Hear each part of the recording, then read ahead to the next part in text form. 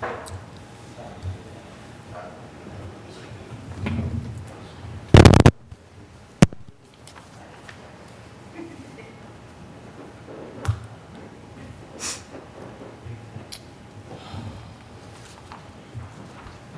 right, everyone.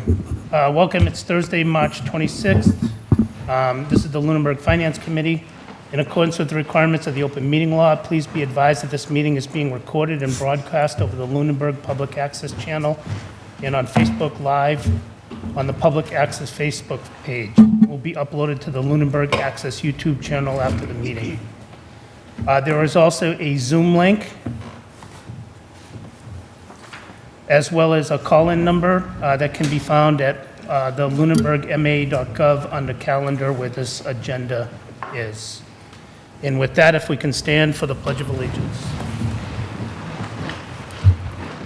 I pledge allegiance to the flag of the United States of America and to the republic for which it stands, one nation, under God, indivisible, with liberty and justice for all.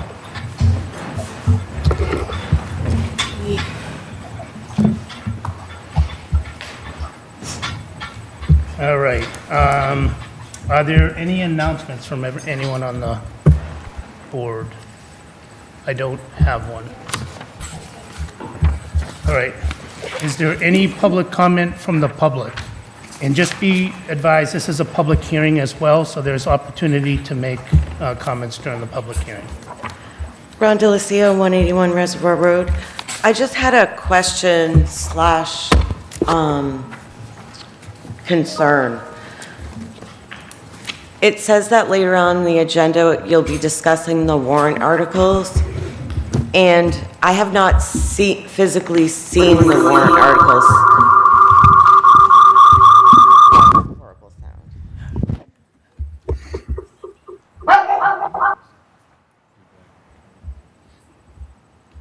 Jay, there you go. Okay. You haven't seen them? I have not physically seen the warrant articles, so it makes it difficult as a member of the public to ask questions about something that I have not seen. Okay. There is a copy behind you, I think. Okay, great. Perfect. And we'll be actually hearing them for the first time Okay. tonight officially in a meeting. They've been kind of out there, and I know Select Board has. Well, they've talked about them, but I've never seen them like posted in writing. Yeah, okay. All right. Thank you. Thank you. All right. Any other public comment?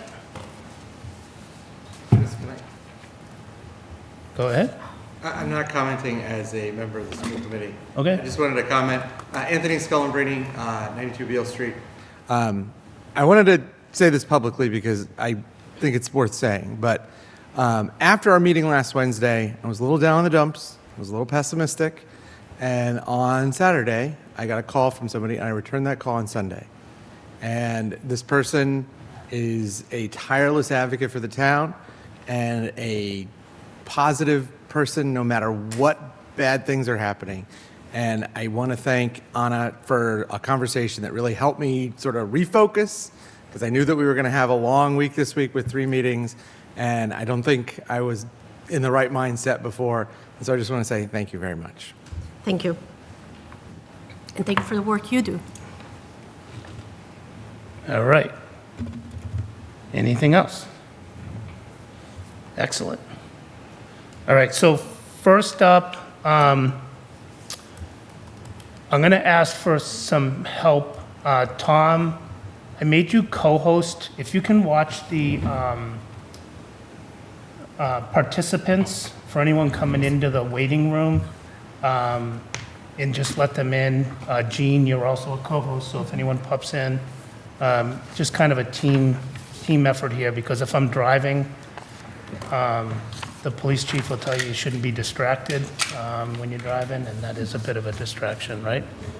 Absolutely. Thank you for that public service. All right. So with that, I will, is there a town manager or a finance director report? No. We're going to hear enough from you? Oh, yes. Okay. All right, then we're gonna flip the first two, and we're gonna do the school department balanced and override budgets. We have a lot to work through tonight, And we have a report that's due basically the Tuesday after next. So I do want to try to get through this tonight, vote on as many articles as we can. I cannot be here next week, and Mike cannot be here next week, I think. We may discuss having a meeting on Monday or Tuesday the week after to finalize that report if necessary, maybe just via Zoom. So just keep that in mind. But I do want to do a lot of work tonight if we can. So I just wanted to start with that. So with that, you want me to go through the presentation that you sent? Yes, please. And I'll be sure to tell you next slide this time, Mr. Chair.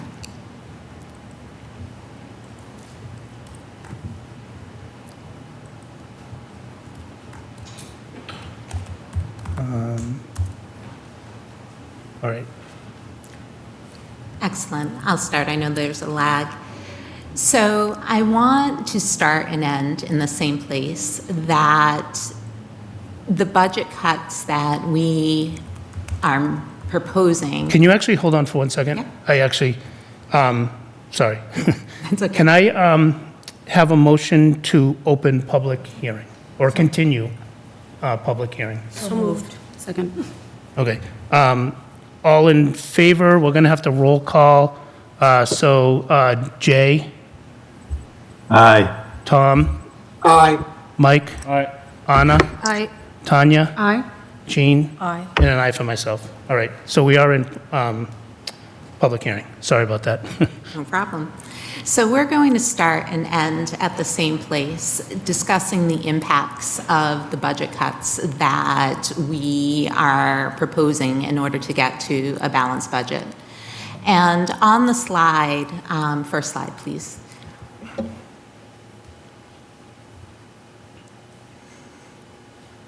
On the slide, it says a drastic injustice, the human cost of budget cuts. And I don't mean just an injustice to the school committee and school community. I mean an injustice to the entire community. There is a drastic human cost to every position that we are proposing eliminating here. We will have increased class sizes of 30 to 31 students in grades 1 through 5. We will have inaccessible extracurriculars, so opportunity and engagement for our students will be lost. We'll have eliminated all the supports for our students, so vulnerable students will be abandoned. And as you all know, we've been talking a lot about literacy goals in our first presentation before you. We will have decimated our literacy goals, and that could impact, it will impact the future trajectory of our students. And what we're balancing these recommendations against is meeting legal service requirements and compliance over care for students. So that is the trade-off that we are making with this budget proposal to get to a balanced budget. It's meeting legal minimums at the expense of student success and well-being. There are some additions that we have. If you go 2 slides forward, Mr. Chair. There are some position asks, even in a balanced budget, that we made work by making more cuts. One of those is an English language teacher for the district. This is critical for bridging the achievement gap between our students who are multilingual learners and our students that are not multilingual learners. This is an ever-growing population. I've talked about it before with the committee that we are up to about 71 students. But the main reason that this is included in our balanced budget is that it ensures strict compliance with state and federal mandates mitigating legal risk. The other ask that is in our balanced budget is for a special educator at the primary school. Next slide. This, again, is about compliance. We have, I would call it a historic number of students coming in to the primary school with individualized education plans, which means that they require specialized instruction. That specialized instruction can only be delivered by a certified special educator. So this is for a special educator at the primary school. Next slide. The next slide isn't a new position. It's the promotion of a current position in central office. That's why the cost of it is only $10,000. And this is for an assistant business manager for Mr. McNamara. Mr. McNamara is working tirelessly this year to get you what you need. And quite frankly, I think he's afraid to get sick or afraid to go on vacation because I might try doing some math. But this will be necessary to avoid budget confusion and budget errors and some of the mistakes that have been made in the past in order for us to be compliant and be able to offer the type of safeguards and security that we want. This position is a necessary position. Next slide. And I will say that Christie, your impact is off. I think everyone up there appreciates it. I think everyone, thank you.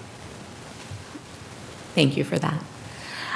The next position is one that at one point was out of the budget and now is back into the budget, so I wanted to highlight it. We had talked about eliminating through attrition one assistant principal and having an assistant principal go between both campuses, Turkey Hill Elementary and Primary School.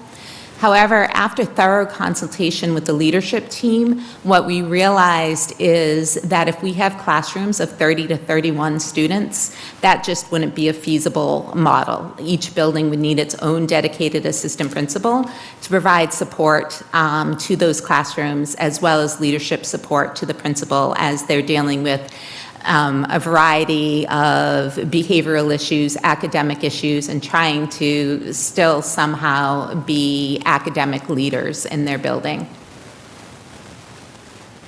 Next two slides. So how do we get to balanced? As I mentioned before, it would mean eliminating a teacher in first grade and second grade at the primary school. This would raise our class sizes to 30 to 31 at the primary school in grades 1 and 2. Next slide. Trying to go through these fast because I think the board has heard most of these. I'm doing this for the public. 2.0 classroom teachers at Turkey Hill Elementary, that would be in grades 3 and 4. We can't eliminate one in grade 5 because our rising fourth grade is already at 27 to 28 students. This would also bring our third and fourth grade classrooms up to approximately 30 students in a classroom. And that's not including anybody that moves in. This is a position that is in our Tier 1 core budget as well as our Tier 2 restoration budget. However, to get to balanced, it is a position that we need to eliminate. It is a .2 music teacher at Turkey Hill. That would bring that position down from its current .7 to a .5. The reason that position sits at a .7 currently is so that we can offer our fifth grade students band. So that would be a necessary casualty of making this cut. Next slide. Is a 1.0 certified occupational therapy assistant. We have a retirement this year. We would not refill that position. What that would cause to happen is we could very easily be out of compliance on some of our IEPs that require occupational therapy. Occupational therapy, for those who aren't familiar with it, is working with children on their fine motor and developmental skills. This position works under the direction of our occupational therapist for the district, who would then have to assume the entire caseload by herself, creating a fairly drastic deficit in our ability to offer services. Next slide. We have decided to eliminate 40,000 in order to get to balanced, $40,000 in curriculum adoption funds that we had placed in the budget. These funds were intended to purchase an elementary school, Turkey Hill school science curriculum. Unfortunately, we've decided that if we are at classes of 30 to 31 students, asking teachers to teach much beyond literacy and numeracy skills would be an unrealistic expectation given the amount of a small group and that they would potentially have to do. Another reduction, Jordan Puccini might disagree with me, he is our technology guru, is a $50,000, I think is the easiest of the cuts to make. It's a $50,203 reduction in several of our technology line items. We would also be eliminating a 1.0 custodian. This is due to a recent resignation that we had. We would not refill that position. That position will be at the high school. And unfortunately, we've just started hearing how clean the high school looks and how things that had been neglected for years because we were fully staffed were being taken care of. This would be a necessary cut. We have in the budget a 0.5 state reporting secretary. This is part of the central office reorganization. This would be a new human that would work part-time. Currently, right now, through no fault of the person doing it, it's because they're doing 3 jobs. We have had some errors in our state reporting, and it's very difficult to focus on multiple tasks. This person would be dedicated to looking at our state reporting, which impacts the amount of funding and the grant funding that we can receive from the state, as well as any recognition or merit that we receive from the state. So this was a position that we were asking for. We again cut custodial supplies, another $15,000. We can't cut any more from custodial supplies or else we will not have anything left in which to clean our buildings. And then our extracurricular impacts. We are reducing our athletic trainer to a half-time position. This will compromise student and athlete safety. We've heard a lot of testimony from the public about this particular position and the value that it has played in their students' life beyond just the training aspect of it.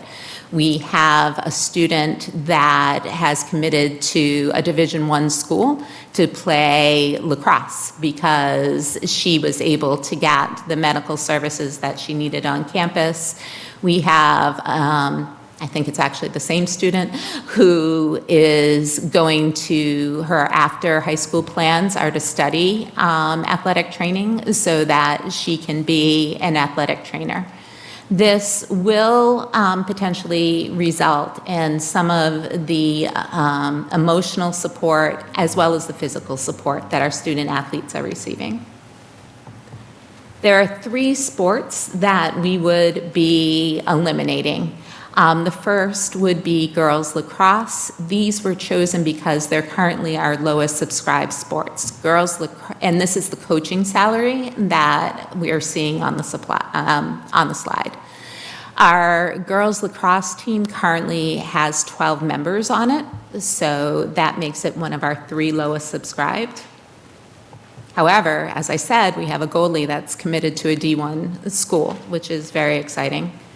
Our golf team for $3,362, that is 15 students, and they are champions. They are our league champions. And I think from what I've heard, the district and the town talks about this particular sport perennially is the ski team, which currently we have a co-op for, but only 4 skiers are from Lunenburg. And I heard an answer 1, maybe? I'm not sure. And or one of the other towns pick up this sport? We're going to explore that opportunity. Okay. We still will have, before I go on to the next step, what's not included in the slide presentation is the fact that we'll still have a part-time athletic director.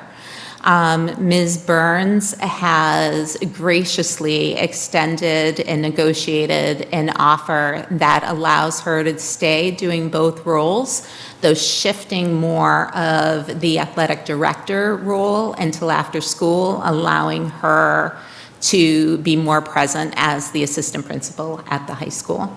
This is for a savings, a cost of only $20,000. I think it's worth noting that not only has Ms. Burns' work been universally praised this year, but the fact that she is willing to do this for the cost that she's budgeted represents a tremendous savings to the town, but it also means that we're essentially staying level even in a balanced budget on the athletic directorship, and that is a huge boon for the high school. So it is worth, I think every single person who has a kid in school should go and give Janina a high five, because that was a really selfless, generous thing to do. And as with all the people that are in the employ of the school district, they're doing it because they really care about the kids. I mean, this is just clearly straight up, she cares about the kids, and that's why she's willing to do it. If I may paraphrase what she said to me when we were discussing this, is I don't want to see all the good work we've done this year fall apart. And that is the type of employee that we have working for the schools. Another reduction, next slide please, is cutting all athletic transportation. This really becomes a matter of accessibility and equity for our students. There are some students that will be able to get themselves to games. There are some students whose parents aren't working that will be able to drive themselves to the start of games. This will create significant district liability and scheduling chaos. There are ways that we can mitigate liability, but it requires parents to sign a waiver and carry a certain amount of insurance, $100,000. And they would have to sign a waiver for every sporting event. So they'd be signing multiple waivers in a season, not a single waiver. And then because there wasn't parity between cutting athletic transportation, though it's a much larger amount due to the fact that 48.5% of our high school students, before we counted in the actual spring totals, were athletes, $5,000 for band transportation at the high school. So we will no longer be providing transportation to away games or competitions or festivals. And this will further diminish the size of our band, which is finally rebuilding because of the success of the 5th grade feeder program. Our middle school band has, I think it's about 60 students involved in it right now. Which will be an excellent feeder to our high school band should we be able to maintain these things. And then we're raising our athletic fees by $75. Given our current rate of participation, this will generate $120,000 in revenue. It will mean our athletic fee is now $400. And we would take approximately $65,000 of this to offset coaching salaries in our budget. And then I promised I'd end where I started. In order to get to balanced, it is a drastic injustice to this community. Athletics are a foundation, a little bedrock of this community. I've seen it myself. I've experienced it myself. This budget will hurt children at their most formative years where they are learning numeracy and literacy skills. Not to over-extrapolate, but there's a study that shows having a bad teacher 2 years in a row will greatly impact your after graduation plans. This, I can guarantee you will be on par with having a bad teacher, because our teachers, as wonderful as they are, they've been holding things together. They will not be able to do what they've continually done. But it's not just the school's budget that I am worried about. I am also worried about the town and the town asks. I feel those are equally as important, because without a safe and healthy Lunenburg, we are not going to have safe and healthy schools. And so I stand with Chief Thibodeau and Chief Sullivan and Mr. Bernard, our DPW director, in supporting what they're asking for too in an override scenario, as I know the school committee does.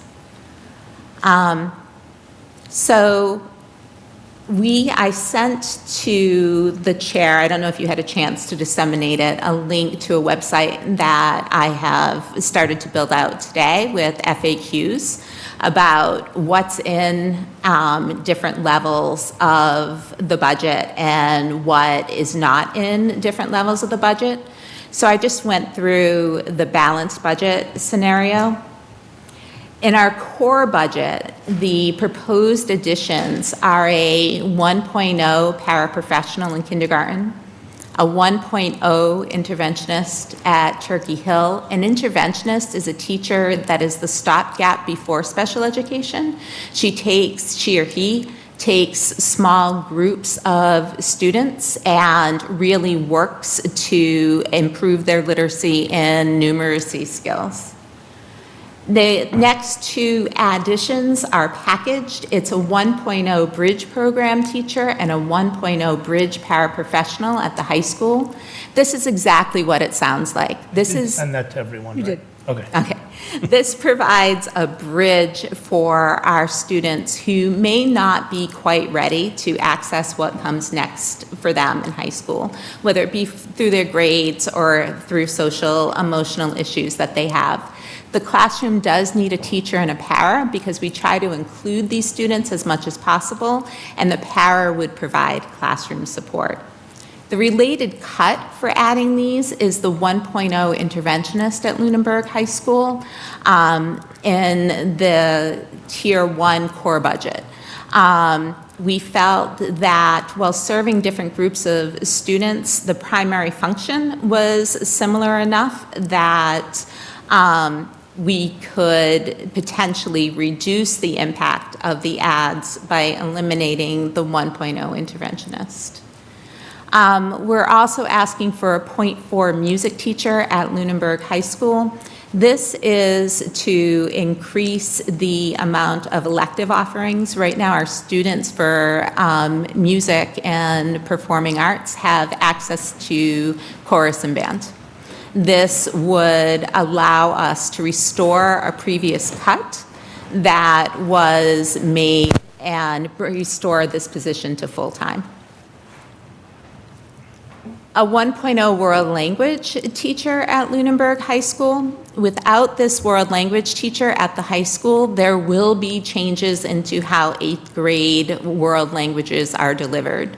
We are working on a combination of things right now with the high school leadership. We may have to start restricting our Latin offering to students so that teacher could pick up a section of Spanish. We may have to cap the number of students who requested Spanish, and they'd have to take French. There are many scenarios being played out right now, and even with the addition of this teacher, classes could potentially remain at 31 to 32 as they are now. And here you'll see the English language learning teacher again. You'll see the assistant business manager again. You'll see the 0.5 state reporting secretary again. And you will see a related cut of a previous ask that we asked for in the full restoration budget of an interventionist at Lunenburg Middle School. We felt that it was more important to have the interventionist at our youngest grades. Another trade-off that this budget, the core budget, Tier 1, makes is that It requires us to swap out the interventionist at primary school for that special educator that's being asked for in the balanced budget. In the balanced budget, that position is being cut completely, the interventionist position is being cut completely, which is why the special educator position is a new ask. In our Tier 2 restoration budget, we are asking for all of those things. And in addition, we are adding back the interventionist at Lunenburg Middle School because we do feel that that's important, though not mission critical at this point. And that is my very rapid presentation for tonight. You also have our budget, and any questions, Chris and I are here to answer. I have one quick question. Thank you so much. I love all of this, and I am for, obviously I'm for education, and I'm actually for both of these tiers. For the literacy and language programs and the additional staff for those programs, I think it might be a great idea to also implement, and Mr. Scalabrini, maybe this can be done at a school committee meeting, once, hopefully, this goes in and all these positions are added, kind of a report of how our students are arcing up. So that the public can see the difference that this is actually going to make within the next 1 or hopefully 2 years of these added positions and added programs. So We've started doing that actually at our school committee meetings this year. We're at our major assessment periods at the beginning, middle, and end of the year. We're providing updates so the community will be able to see that, and we'll be able to show year-over-year data. and how does that look? Probably level or equal? And we Because we haven't saw- added anything. Because we have some strong interventionists in place at the primary school, we saw significant growth actually at the primary school and the kindergarten level. One thing that's throwing off that data, and this is new for this year, is that if you look across the board in the state of Massachusetts, after the MCAS became non-mandatory for graduation, high school MCAS scores plummeted. And so the thinking, and I don't know, but the thinking is that the high school students are cognizant of the vote and the change in the law, and they don't care anymore, so they're not trying. Right. But if you look at the scores for the younger kids, they did decent.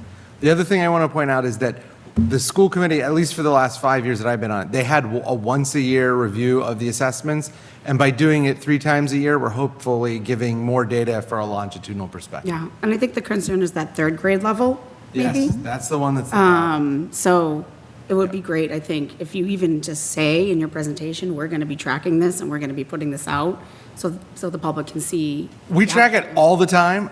I think that the difference between previous years and this year is that we've been disclosing it more often. So we did it at the beginning of the year, and then we provided the caveat because, the beginning of the year tests always look bad because they're asked, are they at grade level, and they just started that grade. Then we did the middle of the year assessments, and we talked about that, and we showed the difference between the two. And my assumption is we'll be doing the same at the end of the year so we can see, hopefully the progress upward. And then according to the state too, Yes. like kind of Yep. measure it, hopefully Yep. it's going to go the same. The state data will be at the beginning of the year, not the end of the year, because we're just administering the test now. Great. I just have a clarifying question before I open it to the rest. I don't see in Tier 1 or Tier 2 athletics or operations, tech, and supply. Are those not restored in? The any of them? tech and supply will not be, the athletics will be. In which one? And both the core Tier 1 and the Tier 2. Okay. So you may want to update that on the, Thank you, Mr. Menard, for letting us clarify that. and then just for the public's perspective, this page is already live, or we got like a, You got a sneak peek tonight. I'm hoping that once Mr. McNamara clears it, it will be going live tomorrow. No pressure. yeah, Hurry up. okay. All right, so I will open it to the, Before you open it, can I just Sorry, make yeah. one comment? And this is from somebody who is not an educator. So I think it's important to say the health of the community thing and the political thing as well as the educational stuff. And for the educational stuff, defer to the experts. For the politics thing, we live in America, and so everybody can be a political expert. But I think that one of the things that the town of Lunenburg has to understand, and I try to minimize how much the sky is falling rhetoric I engage in, but I think that we are at a crossroads, and that if we go through and do not pass any override, and the balanced budget goes through, not only will that be bad this year, but next year we will be at a point where we are starting to cut things that will have deleterious impacts across the board. And what I mean by that is we will be cutting things that put us right at the line for state mandatory compliance issues. And we will be cutting things that act as an incentive for people to come to school here. And we will be at class sizes that are at or exceed the limit of the physical buildings and the rooms in those buildings. We do not have the ability to cut anymore. And so one of the things that everybody needs to be aware of is that the primary mechanism for state funding is, at least in part, geared to the number of students you have. And so if you cut and the cuts cause people to leave, that reduces your funding, which will cause more cuts, which will cause more people to leave. And so the way that the state funding mechanism is currently set up creates sort of a point of no return, or a point where the death spiral starts. And I want to make clear that if the balanced budget is the only thing we have, next year we will be at that point. We'll be at the point where we are minimally compliant with laws regarding curriculum requirements. We will be at the point where we can no longer put more students in classrooms, especially in the lower grades. So those are real concerns that I have going forward. And like I said, I try not to ring the bell about the sky is falling, but I think we are at the point where this is it. Like, we've got to make the change now. If we don't, I'm concerned that we won't be able to pull it back. And next year, we will not be able to pull it back. It will start. The death spiral will start. And maybe we should have, maybe we should have regionalized 10 years ago or 15 years ago, whenever it was. But when we decided not to do that, we put ourselves on the course that we are at now. And what I am trying to make clear to the public is, if we don't pass something soon, we will be at a point where our schools will not be capable of taking any more cuts without going out of compliance with the law or having problems just cramming kids into a room. All right, well, so why don't I start with Tom? Do you have any questions?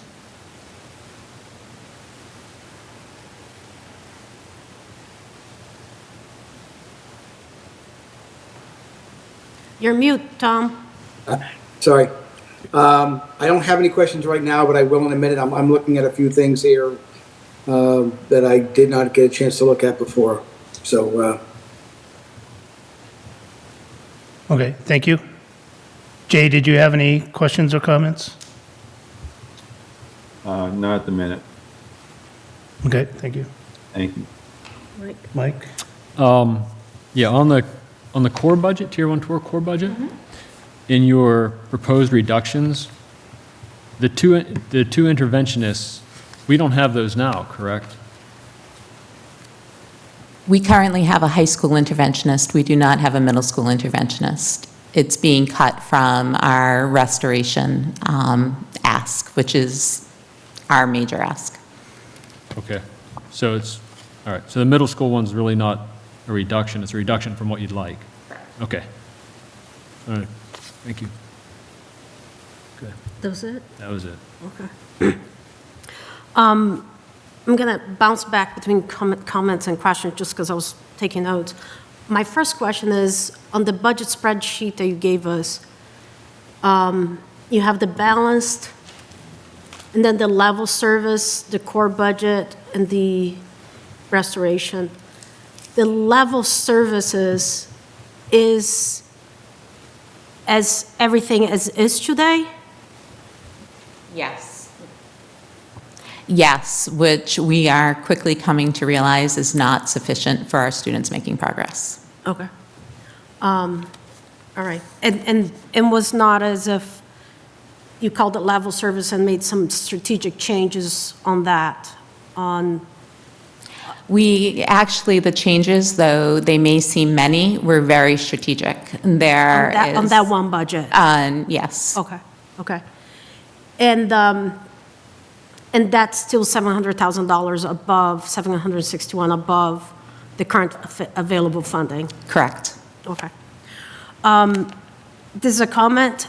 Last year, we changed the legal services provider. We reduced the hours, and now we're increasing. I'm just making a commentary on the year-over-year budget. The occupational therapist, that's not something we can charge insurance companies? It is not, because if it's on a student IEP, we are legally required to provide it as part of a free and appropriate public education. Sure.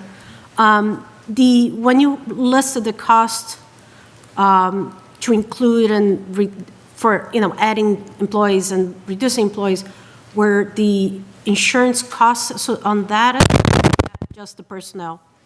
Chris, I'll let you answer that. So the, Doesn't sound like we have any sound. hello?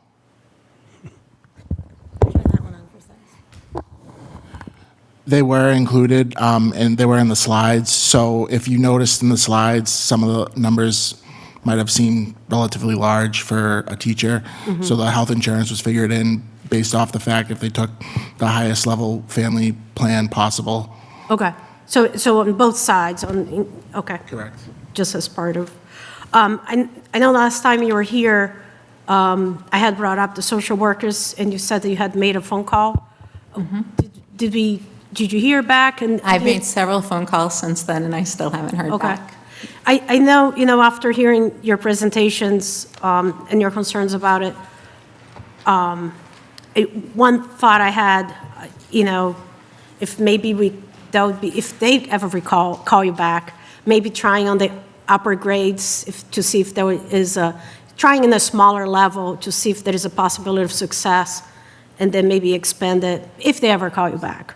Thank you. Yeah. The athletics department, the changes they've made, I think the school committee needs to create policies around the athletic department to create kind of the guardrails on, how we're expanding athletics, the costs associated with it, because I feel like if we don't have those guardrails, those policies on when is the appropriate time to add a new athletic, a new sport, the costs associated with it, we can end up in a situation like we did last year with the ski team and now. So I would look forward to the school committee to doing that. That is on the agenda for the next policy Oh, subcommittee. you should see your man. We had already talked about that when it came to our attention that there was I think it was winter cheer. Yes. And gymnastics were added this year. Gymnastics resurrected a program that had already existed, and it's a co-op, but winter cheer was new. My understanding is that there was also, and I don't know if this happened, but there was also a push for a girls' volleyball team. All of those things are great. We just need to make sure that there's a policy to handle how they are added and when they are added so that we are not taxing the budget unexpectedly in the middle of the school year. So Right. yes, we're already doing that. That is Perfect. Thank going you. to happen. That's awesome. Going to happen. Another, this is for your information. I know some of the conversations you have had about how you handled the selling of tickets at athletic events. Well, I'm going to give you some news. So Everybody's so mad at me for that. Oh no, I'm not. I'm cool with it. Every single person in town was so mad that I said we shouldn't do cash transactions. No. So one fun thing is the town actually already pays for a software, MyRack, and you can sell membership, you can sell tickets, and we do that at the town beach.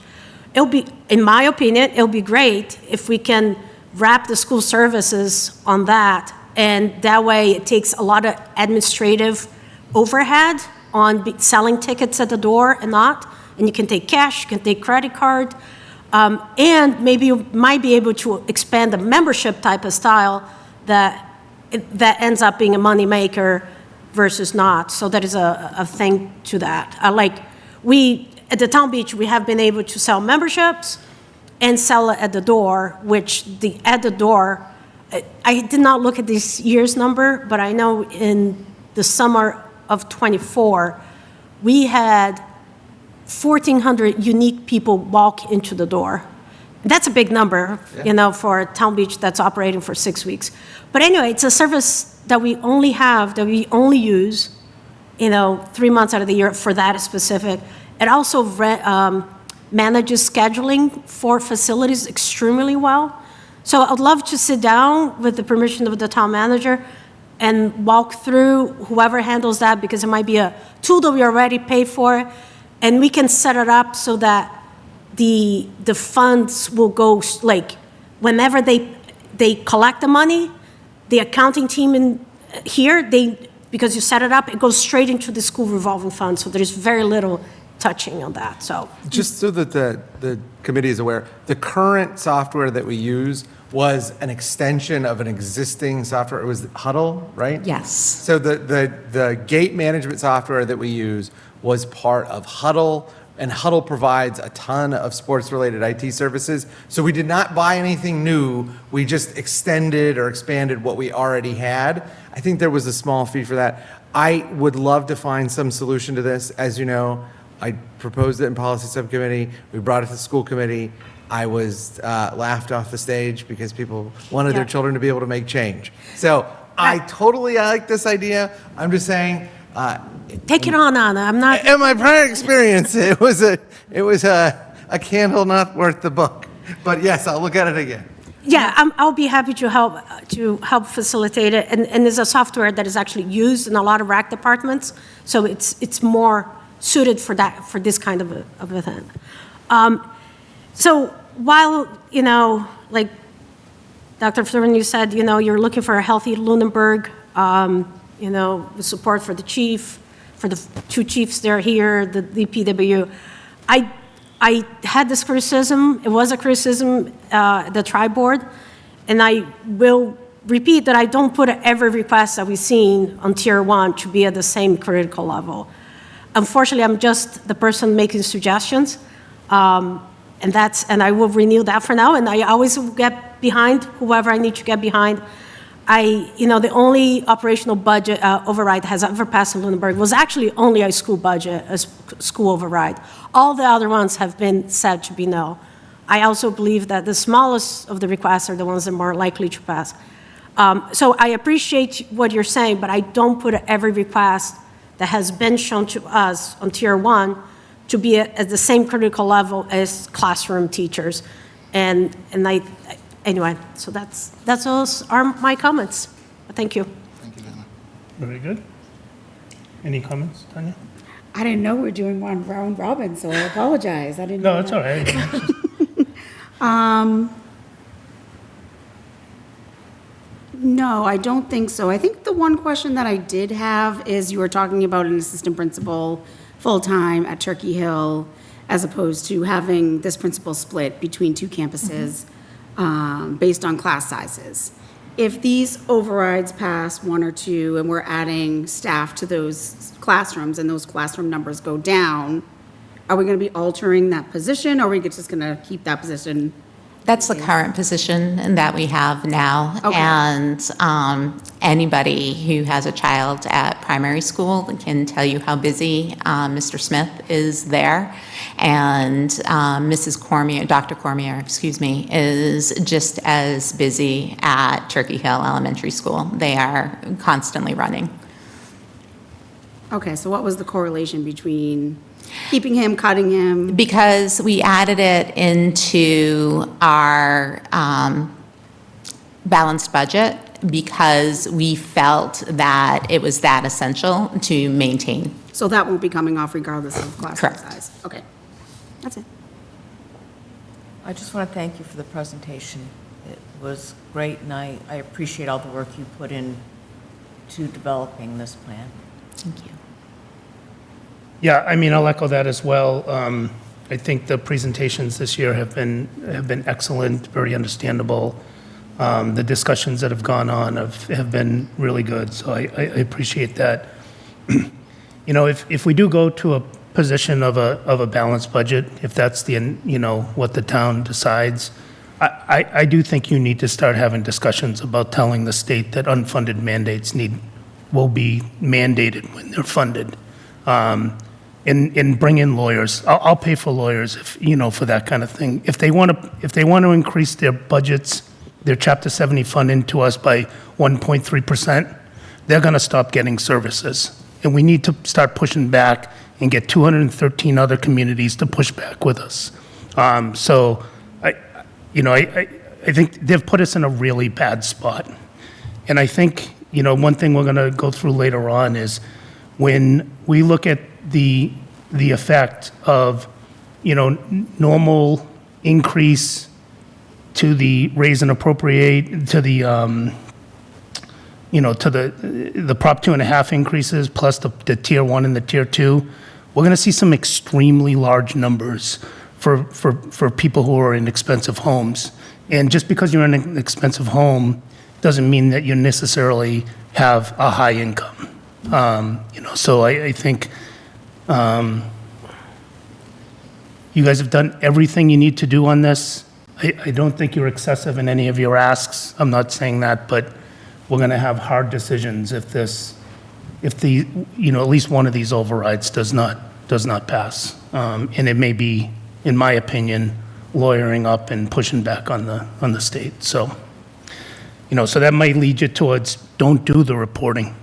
Tell them, send them a bill. If you want reports, you gotta pay for the reports. But we'll see how that goes over. Hopefully, we're not in that situation. We should do that anyway. We should be pushing back on the state anyway. I would note that a similar lawsuit in New Hampshire, where I practice law, went before the court, and they found that the state was improperly pushing down burdens on local taxpayers, and they were not adequately funding local school districts. I think that is not something that is a frivolous idea. I spoke to one of our legislators about the unfunded mandates and the reporting responsibilities that went along with it and the costs, and they said, wow, I never knew that was an issue. So, and they said, and I'll use the they so it's not attributable to who, although maybe I did, to quantify that and supply that data. But, it's really sticking your head in the sand, I think, if you don't understand the ramifications of the requirements you're putting onto the town. My state association and I are also pushing back very hard on the state. Okay. All right, so whereas this is a public hearing, I will open it, like we normally do anyways, to anyone in the public that has a question or a comment or anything like that. I do see someone coming off mute. Again, just name and address. But 7248, go ahead. Dave Rogers, Mr. Chairman. Hi, Dave. Where do you live? How are you? Good. Highland Street. All right. Yeah. To your comment, tell Rip Van Winkle to wake up and look at some TV reruns relative to what is discussed by the various committees in town. It's unconscionable to say, gee, I didn't know that. Anyway, I'm going to give you 3 or 4 things real quick. Historically, years ago, I don't know how many, but late son Jason was involved in sports, and the sports programs needed help. Tommy Sozik, myself, and a whole bunch of other people got together, and we had Thursday, Friday, and Saturday a fair, and we sold everything and raised enough money to take care of all of the expenses that were teetering back and forth, so it can be done. Okay? The other question I have is, what about Fitchburg State College? Is there anything that we can do up there to solicit some help from those that are going to go into education and teaching? If so, let's get at it. I have a real problem looking forward and what it's going to look like. If it's bad now, it must be terrible in years to come. And I think that's all part and parcel of some projections that we need to talk about. Okay. The other, my last comment is reading. I can't tell you the machination I went through with when I heard about the third grade and the fifth grade, and I went nuts. Why couldn't we put together a group of individuals that could read to these kids and to help fill that gap, and even to help them in the classroom for an hour or two or whatever. We've got to be creative, and I'm sure that if we put the word out and organize it properly, Lunenburg will respond. Okay. I have more, but I'm not going to take any more of your time. But I will stay up, and maybe you'll hear from me again. Thank you.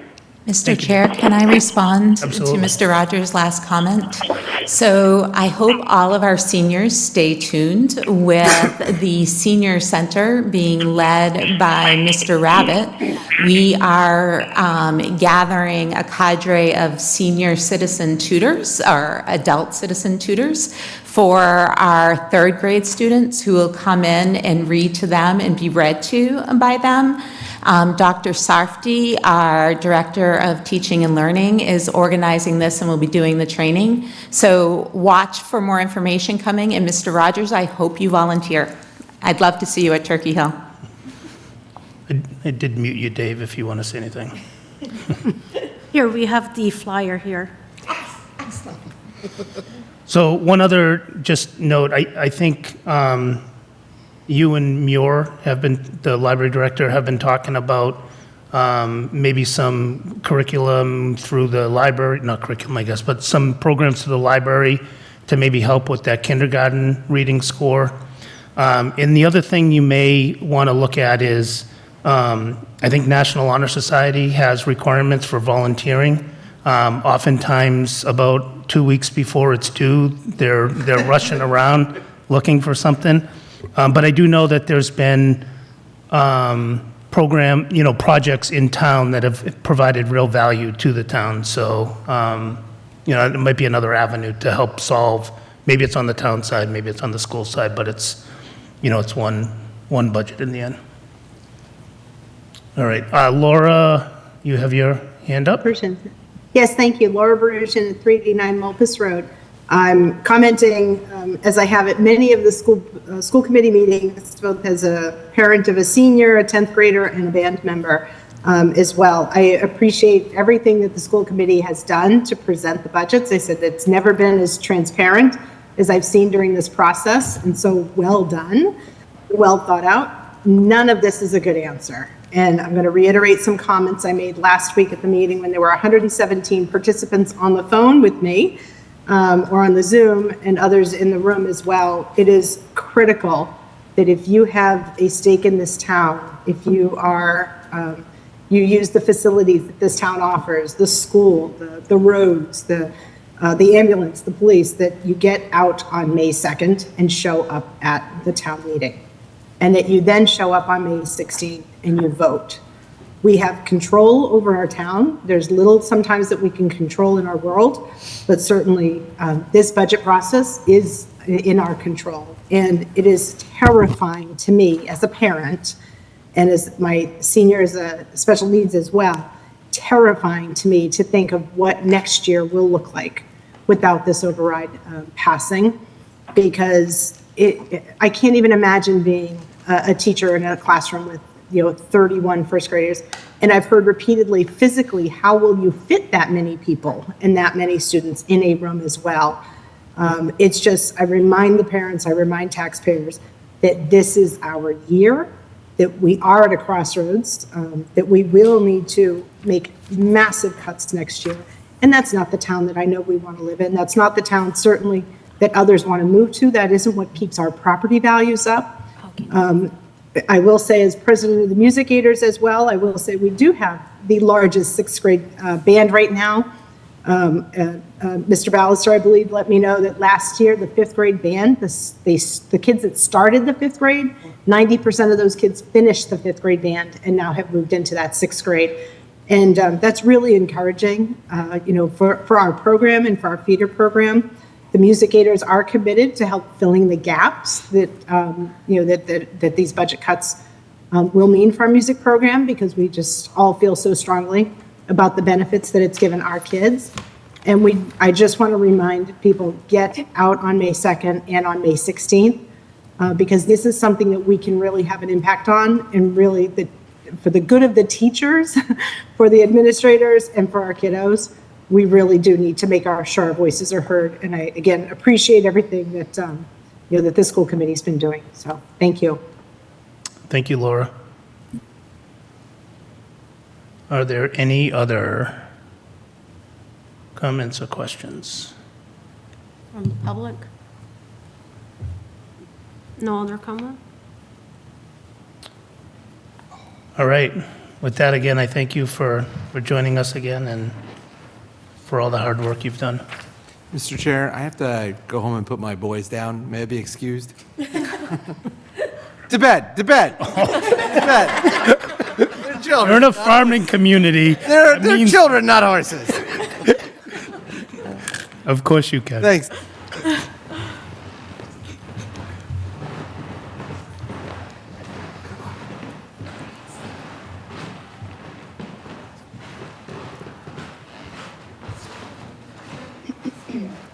All right. Can you drive for me, Mr. Chairman? Yes, which one am I might have The to, one that I dropped, one in your drive, maybe 6 p.m.-ish?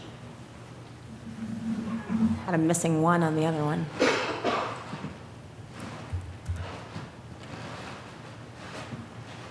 you want me to share it with you, Ken? no, just, which one in budget impact statements? No, updated budget, FinCom 32627. Okay.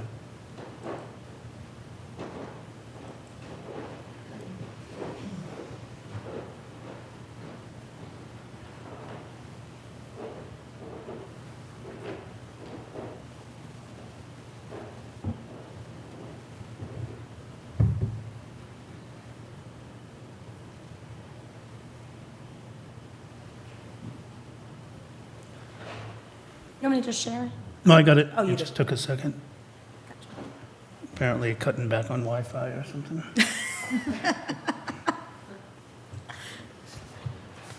Has it?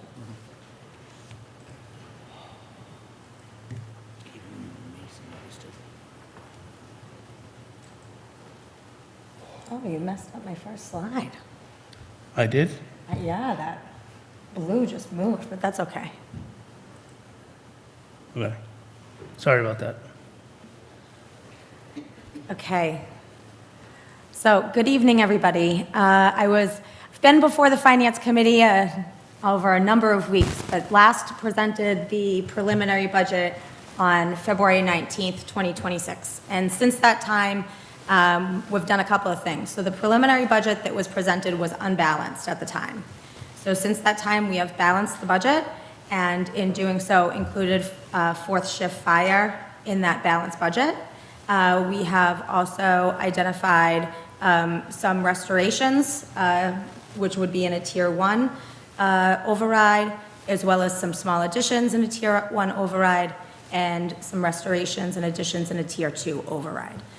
We've also adjusted the revenue, and we've made some other cuts closer to actual. So I'm going to kind of quickly go through some of that background, and then hopefully get to where you're most interested. So next slide, please. Okay, so one of the areas that we did make our adjustment since the preliminary budget was to revenue. As a reminder, and that was specifically to local receipts. As a reminder, local receipts represent the smallest piece of the revenue pie, and they are motor vehicle excise tax, meals tax, fines, fees, forfeitures, and they should be budgeted conservatively and not at historically high levels. So next slide, please. So since the preliminary budget, we've adjusted in two places. One is an additional $75,000 to motor vehicle excise tax, and the second is an additional $100,000 to investment income.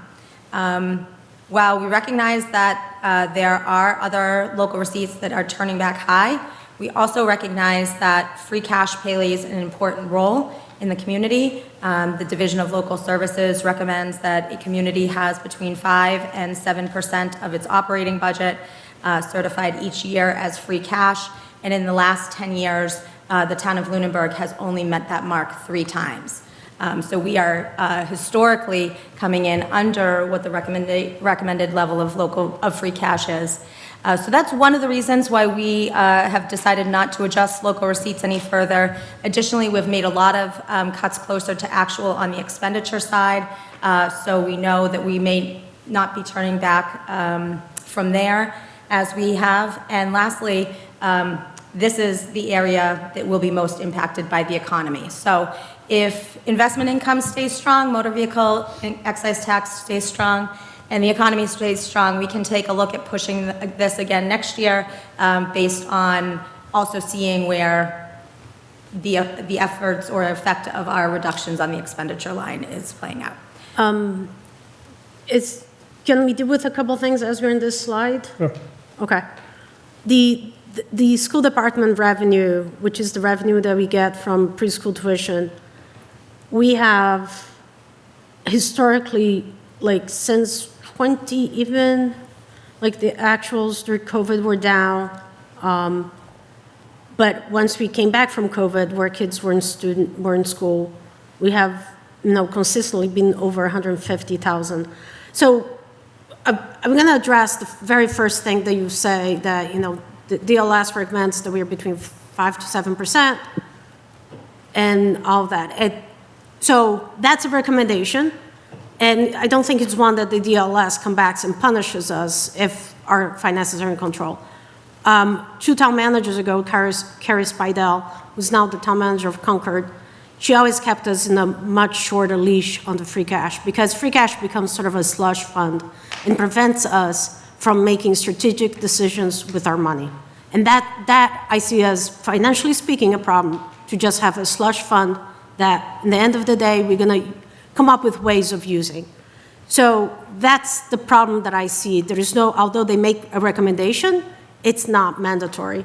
I see the Department of School Revenue. It's, we have consistently been over 100, around $150,000. I don't see why we can't have that number to be that. The motor vehicle exercise, you increased by how much? 75,000. So now it's 1.95. 1.95. It's the number on the. Okay. Yeah, I think the biggest one that I see is the Department of Revenue from the schools. I think there is at least $80,000 there extra that maybe is an extra teacher on the schools. And so this is a pot of funds. All of the local receipts come in together into one pot, and we're looking at the total numbers. So we are not expecting to hit any of these on the nose. Some are going to come in higher, some are going to come in lower, and what we hope is at the end, we're offsetting in a positive. And I hear your opinion, but respectfully, I disagree with it regarding free cash. So I think what may be wise on this then is, as we go into, the off-budget season and we start to look at policies, which we kind of started about a year ago and then put on hold, maybe this is one where we start to have that discussion, have the discussion with the select board and the two of you, and then maybe it's something you kind of create policy or guidelines or rules of thumb that everyone is kind of agreeing on. I had the same questions, I think, as Anna had, earlier in the process. I'm not gonna, personally, I'm not gonna push on that one too much. And again, we do have a lot of stuff to get through, but I do hear what you're saying. I think we are fairly conservative in our estimate on the revenue side. Again, I'm going to remind folks that we have only hit that recommendation within the 3 out of the past 10 years. Free cash is used to fund it is not used to fund slush funds. It is used to fund our stabilization accounts. It is used to fund our capital. Yeah. And so free cash plays an important role to the health of the overall budget. I agree with that, yeah. Well, I see it, Jeffrey, since that was a response to my comment. If we're going to go there, I'm happy to go there. We have funded all these things you have said previously in a more strategic way, and our free cash was much lower. And we can talk about different ways of doing. We have, there are many different ways of doing. It's right now we have, $80,000 that we could be funding a teacher that we are leaving there. And my characterization of being a slush fund is we get this money a year and a half later, and then we get to decide on how to spend it. Meanwhile, in that year prior, we are short in cash. So we don't have to dwell into it, but, if you address me, comments that I made, we don't have to agree. I'm going to address that. I think that everybody can agree that the state of our infrastructure within the community, our buildings, is not in good repair, and that unless the community would like to do a different type of funding mechanism for the capital projects, that it is critically important that we continue to return free cash so that we can make necessary repairs. I think TCP building is a testament to the lack of investment in our infrastructure. And I would Next slide, agree with please. that. Okay. Okay, so this just is a slide. We've seen this slide many times. This is an adjustment based on that additional revenue. Next slide, please. So with that additional revenue, that left $1,431,358.89 after the assessment to Monty Tech was taken out. Next slide, please. And distributed proportionally across the town and school budgets, the school received $784,814.07, and the town received $646,544.82. All right, next slide, please. So changes since the preliminary budget. You have this before you just to compare. This shows what our FY26 budgets were in the general categories, what was presented at the February 19th preliminary budget, the balanced budget, the Tier 1 and Tier 2 overrides. Next slide, please. I'm not going to go through all of these, but this is a summary of areas where we went back through operating budgets in all versions of the budgets and reduced lines closer to actuals. Some of these were very small, $50 here. Some of these were larger, $10,000. It really varied. Next slide, please. And this, it continues here. This is exactly what I'm talking about, where we have gone in and cut expenditures and gotten closer to the actuals. Next slide, please. We've also removed several items from the operating budget. We had talked about the special assistant to the assessor position who's doing the temporary project. Because that is temporary in nature, it may last more than just FY27, it may go into FY28, but we're going to take it out of the operating budget and fund it outside of operations, whether that be with free cash or with assessor's overlay. And then TCP, for those that aren't aware, TCP has had greater decline due to active water infiltration. And we know that we're going to have to continue to fund TCP for part of FY27 as we wind the building down, but it will not continue likely operationally into FY28. So that's why we are pulling these funds outside of the operating budget. Okay, next slide, please. Can I say something real quick? That's why you dropped the electricity and natural gas? Yes, all of those drops on that slide are all related to TCP. Those were all additions to each of those lines to fund TCP's operations. Thank you. Okay, so now we have some more substantive changes. Some of these you may have heard about. I believe you've heard about most of them. So in the preliminary budget, the assistant town manager position was funded for a half year. It's now been funded at a full year. The tech admin support position was eliminated to fund part of that cost. There was a correction made to telephone charges, which we discussed. A 10-hour-a-week position in Concom has been eliminated in all versions of the budget. There's been an increase of $2,000 in land use for mapping and other professional services. There is a new line for economic development expenses of $3,100. The 19-hour-a-week clerk position in the police department has been cut. A correction was made to police patrol salaries. K-9 expenses, I made a rounding change. The anticipated salary for the new fire chief was moved out of the operating budget and into the salary reserve.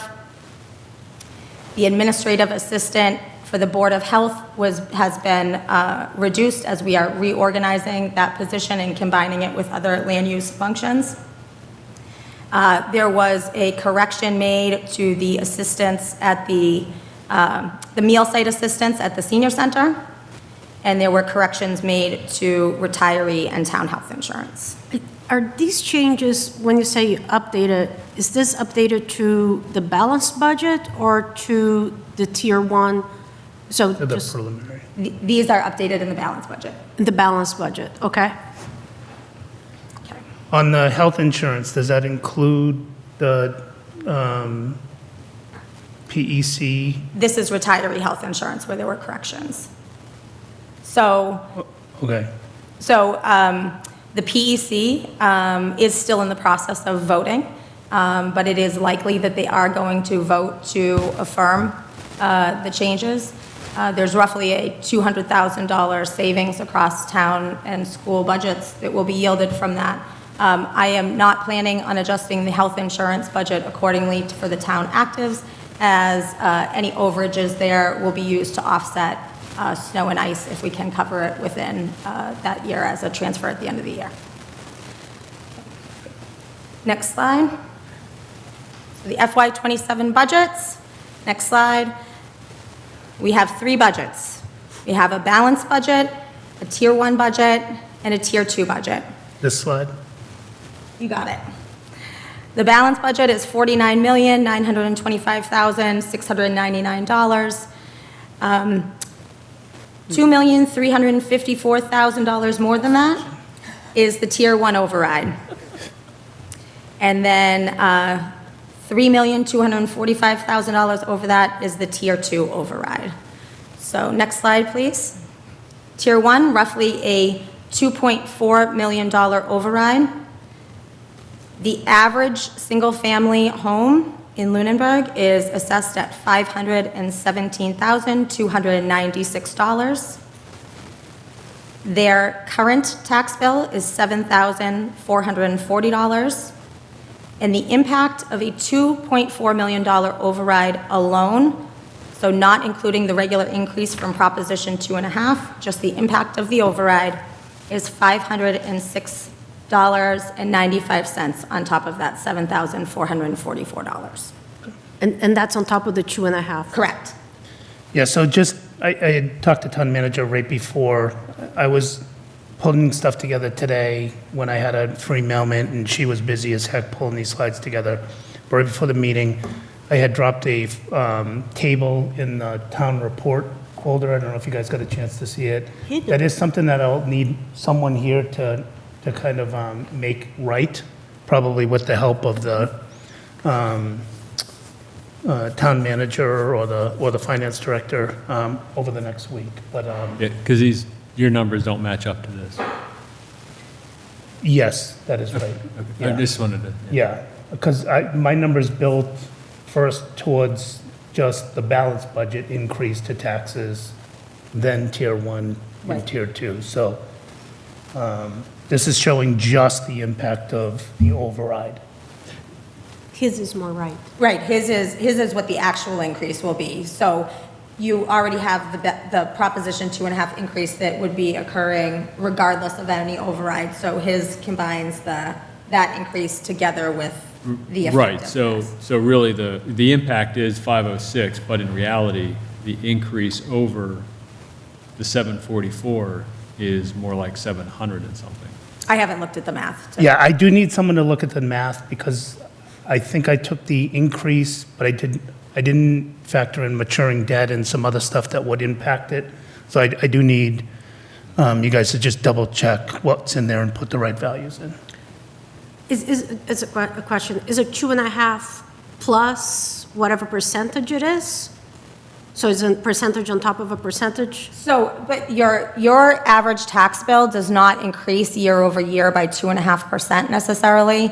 It's that the whole levy increases by Right. 2.5, but it does, so you're going to have the effect of the Proposition 2.5 increase plus the effect of the override. No, I understand the first part, what you said. But my question was, is it 2.5 plus the amount? Or is it let's say it's a $2.5 million. The levy is 30, whatever is the amount of the levy. You add 2.5 millions to that, and then you add 2.5%? Yes. Or do you add 2.5%, and then you add 2.5 million? You increase the levy. You increase the levy and then apply another 2.5%. No, you don't add 2.5% again. That you add 2.5% and then add whatever on top of. Right. Oh, that- okay. The 2.4 million, yeah. Wouldn't you just, if there's just if none of the tiers get approved, you would have they would calculate the tax rate based on the money that we do. If tier 1 is approved, then it would be the tax rate of Right. that. So you just calculate the tax rate and you can and then anybody can calculate the value of their house and do it. So I think it'd probably be better to just, give examples, but also give them the tax rate. It looks like it's 98, whatever it is, $15.37 for, and just do that. Yeah, the point being that if you go to the Department of Revenue's website and you say, I want to show the impact of $2,400,000 on my taxes, that is only part of the increase. It does not include the 2.5% increase on top of that, because it's based on FY26 tax bill. So the 2.4 million is not really 2.4 in that calculator. Right. So that's what I was trying to arrive at in that table. I just think I was missing, I don't know that I had the right value for the balanced budget increase portion of it. So Are we, we'll just, For you. are we going to be showing this when we present at town meeting, the increase per tier to the residents when they're voting? So we're going to have a calculator on our website that actually links to your property address, so you can type in your address and it'll pull it down. But we'll have to have the disclaimer that that calculator works like the DLS calculator, and it doesn't include the increase that you would be receiving nonetheless. It's only the effect of the override. So is there a way to implement that into the? We can look into that. Okay. yeah, I and think I'm residents are going to recommending, ask, for sure. I'm recommending that we have a table Mm-hmm. that one can find approximately what their house is worth and approximately what Like the a three handout, tiers a handout or a QR code? in our annual report. Okay, yeah. So we'll get to that later tonight, but I just wanted to point that out. All right, thank you. All right. Are you on the tier 2? Okay. And so similarly, on a $3.3 million override, the impact on that same home would be $698.35. Okay. You go down 2 slides, please.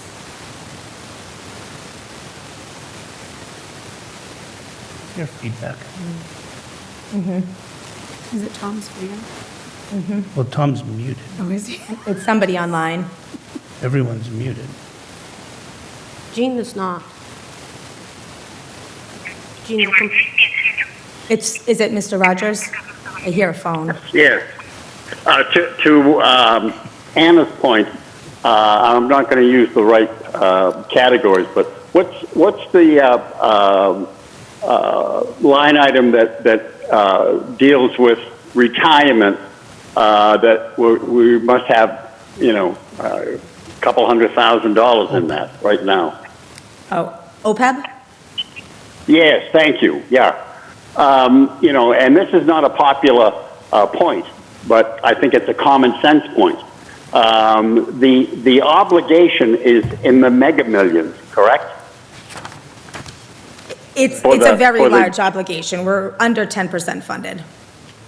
Yeah, okay. And there's no way in hell that we can come up with that kind of money. So my point is this: if we could find a way to reasonably add another $50,000 to the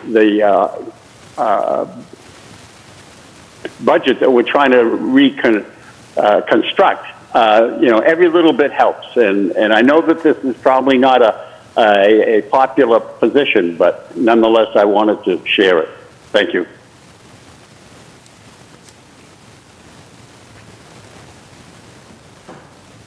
Okay, next slide. Okay, so I'm going to walk, there's a lot here. I'm going to try to walk through this relatively fast. So these are the reductions that were made to balance the budget. So these are reductions in the balanced budget, and I'll identify if they're restored in Tier 1 or Tier 2. So Select Board contracted services, preliminary budget was funded at $13,500, level funded at $6,000. This will be restored in the Tier 1. This line was funded at $13,500 to fund the contract with John Guilfoyle Public Relations to provide professional crisis communication, media relations, and strategic content support. The Tier 1 request reflects the annual cost of maintaining the full service agreement. Funding the line at the FY26 level will require reducing these services. Town manager contracted services reduced to $6,000 from the level fund of $10,000, restored in Tier 1. This line item provides the town manager's office with limited funding for professional services needed to carry out administrative functions that cannot be performed internally. The Tier 1 request maintains level funding with FY26 and reflects the typical annual cost for recruitments, consulting assistance, and small project support that arise during the course of the year. This is typically used for recruitment-related activities. Next slide, please. Land use meetings in schools reduced from $5,050 to $3,050, restored in Tier 1. This line item funds professional development, training, and certification for 3 land use department heads: the building commissioner, the director of planning and economic development, and the conservation agent. Regular attendance at professional meetings, courses, and conferences are necessary to remain current and compliant. Economic development expenses, this is a new line that would have been created in the FY27 budget at $3,100. It is restored in Tier 1. This line item is proposed to provide limited funding for the activities of the Economic Development Committee, specifically the annual town official meet and greet. The balanced budget removes the funding entirely. If the line is not funded, the event will need to continue to be funded through donations or not be held. Next slide, please. APDC expenses reduced from $500 to $0, restored in Tier 1. This line item provides a small amount of funding for use by APDC for routine administrative expenses. Central purchasing office equipment reduced from $7,500 to $6,500, restored in Tier 1. This line item provides centralized funding for the purchase of office furniture and similar large items that cannot be absorbed within individual departmental office supply budgets. This account is used primarily, but not exclusively, for town hall and Ritter buildings. Typical expenses include desks, chairs, filing cabinets, tables, shelving, and other furnishings needed to replace worn or broken items to equip workspaces. I just saw a desk going out of here that had to be from the 1960s the other day that had been used by the payroll and benefits administrator for the past Did you bring it to decade. the Historic Society? I did take a photograph of it. It was metal and green. Okay. Central purchasing, equipment maintenance reduced from $7,000 to $4,000, restored in Tier 1. This line item funds central purchasing of common equipment supplies used across multiple departments, primarily Town Hall and Ritter. Items charged to this account typically include copier and printer toner, ink, paper, postage machine supplies, and similar shared use materials. Police Department Admin Clerk, reduced from $22,485 to 0, restored in Tier 2. This line supports a 16-hour admin who processes accounts payable for all police department receipts and detail accounts. The impact of losing this position in the balanced budget and Tier 1 budgets will be that the executive assistant must absorb these duties. Police uniform reduced from $31,000 to $29,450, restored in Tier 1. Police, now it says salary reserves firefighter. It's not. It's really a police line. So reduced from $47,898 to $22,976, restored in Tier 1. This funding allows the public safety lobby to remain open between the hours of 3 and 7. Some of the usual daily requests are accident reports, crime reporting, phone call inquiries for non-emergency assistance, obtaining reports or requests, and prisoner monitoring during those hours. The public would encounter a locked door after 3 p.m. and would need to speak to a dispatcher through a kiosk who would let them enter the building's lobby and call an officer to handle the call in the lobby. Also, after 3 p.m., when someone calls the non-emergency business lines of the public safety building, they will either leave a voicemail or be directed to Neshoba Dispatch, and an officer will have to return to the station to return phone calls during those hours when the front lobby is closed. Next slide. Firefighter salaries per diem reduced from $291,070.34 to $225,000, restored in Tier 1. This decrease effectively decreases the planned per diem coverage in the FY27 budget request from 112 hours per week to 70 hours per week. The reduction in the balanced budget results in the career staff being supplemented by a per diem firefighter EMT 10 hours a day instead of 16 hours a day. While the exact hours that are covered would yet to be determined, the per diem firefighter coverage would supplement the career staff during the day. This would leave evening coverage at 3 career staff. Without the 4th per diem firefighter in the evening, it will be more difficult to staff the 2nd ambulance or have at least 2 firefighters respond on an initial fire call if the 1st ambulance is out. Fire out-of-grade pay reduced from $5,000 to $3,000, restored in Tier 1. This line funds firefighter working out of grade.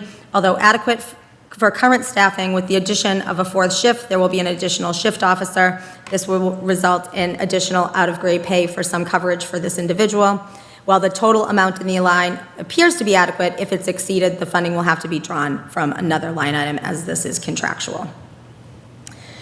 Fire outside training reduced from $50,473.12 to $25,000, restored in Tier 1. Although this line has been underspent for several years, it is primarily due to not needing to cover overtime and shift coverage for a member attending paramedic training. For those that are not aware, in the fire contract, we provide training for those that are not paramedics, and they have to stay with the town for a number of years or pay back the town for that. So we haven't had anybody go through that training recently, which is why the line hasn't been spent as much as it could be, but with the addition of the 4th shift, it is more than likely that one of the new hires at least will have to attend said training. While the amount in the balanced budget should cover one paramedic student, it leaves very little funding for other members that attend training. Fire equipment maintenance, EMS, reduced from $46,000 to $45,000, increased in Tier 1. This is the most volatile line in the fire expense budget as EMS call volume has continued to grow and the cost of consumable supplies and medications has continued to skyrocket. Annual maintenance on some EMS equipment, such as cardiac monitors, stretchers, and other hardware, also has seen significant increases in the recent years. While this line does have an increase over FY26, it is not in line with the FY27 request. In years past, this line has gone over budget and transfers have been required. The line that's often drawn upon for the transfers has also been cut in the FY27 balanced budget, which may necessitate drawing from more critical expense lines. Next slide. Fire training reduced from $21,000 to $15,000, restored in Tier 1.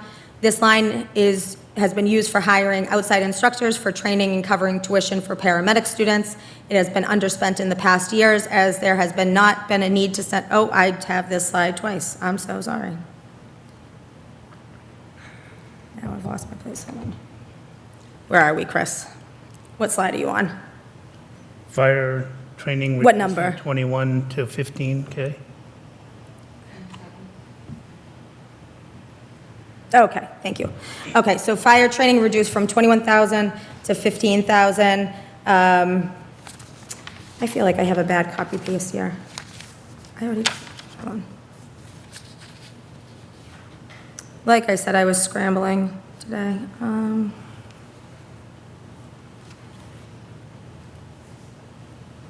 Chief, help me out here. Reduction in training. The 21.5, oh, no, I'm right, okay, sorry. This is used to hire instructors for training covering tuition for paramedic students. I saw paramedic and my mind went to the other line. It has been underspent in past years as there's not been a need to send anybody to school, but with the addition of the fourth shift, it's likely that we'll have to, am I saying this, did I do this wrong? Okay. Paramedic tuition. Thank you. The amount left in this line should cover one person for paramedic school tuition, which leaves no additional funding for bringing in outside instructors for EMT and paramedic continuing education training. Thank you, Chief. I'm sorry for the fumble. Fire recertification reduced from $3,150 to $2,000, restored in Tier 1. This line has been reduced to being in line with more recent actuals. However, with 3 new full-time staff, their recertification costs will need to be covered. Fire training supplies reduced from $7,000 to $5,000, restored in Tier 1. This line covers training expenses such as textbooks and other materials for firefighter training. Other materials often include materials to build training props and other consumable supplies. Next slide. This is where I thought we were before. Fire meetings schools for firefighters reduced from $6,565 to $4,000, restored in Tier 1. While this cut is in line with past expenditures, costs have risen for many of the training seminars. There are also many new trainings which are coming to the forefront, such as lithium-ion batteries, active shooter incidents, photovoltaic systems. These trainings were not on the radar a few years ago, and the cuts further restrict personnel training to stay current with emerging safety threats. The next line is similar to the above, reduced from $1,400 to $800, except this line is used solely for the chief's training.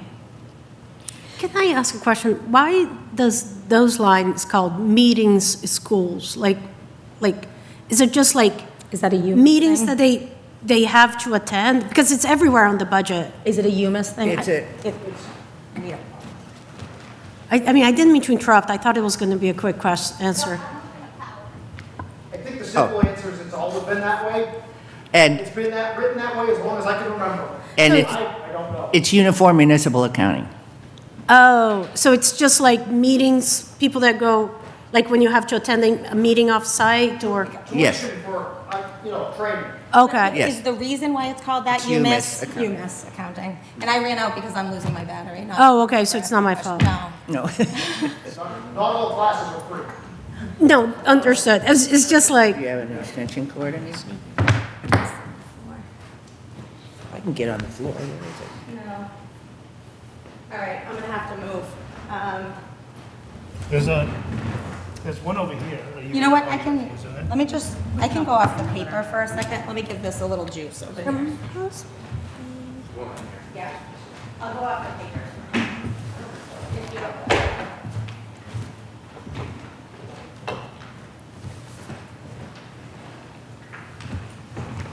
This is why we had these printed.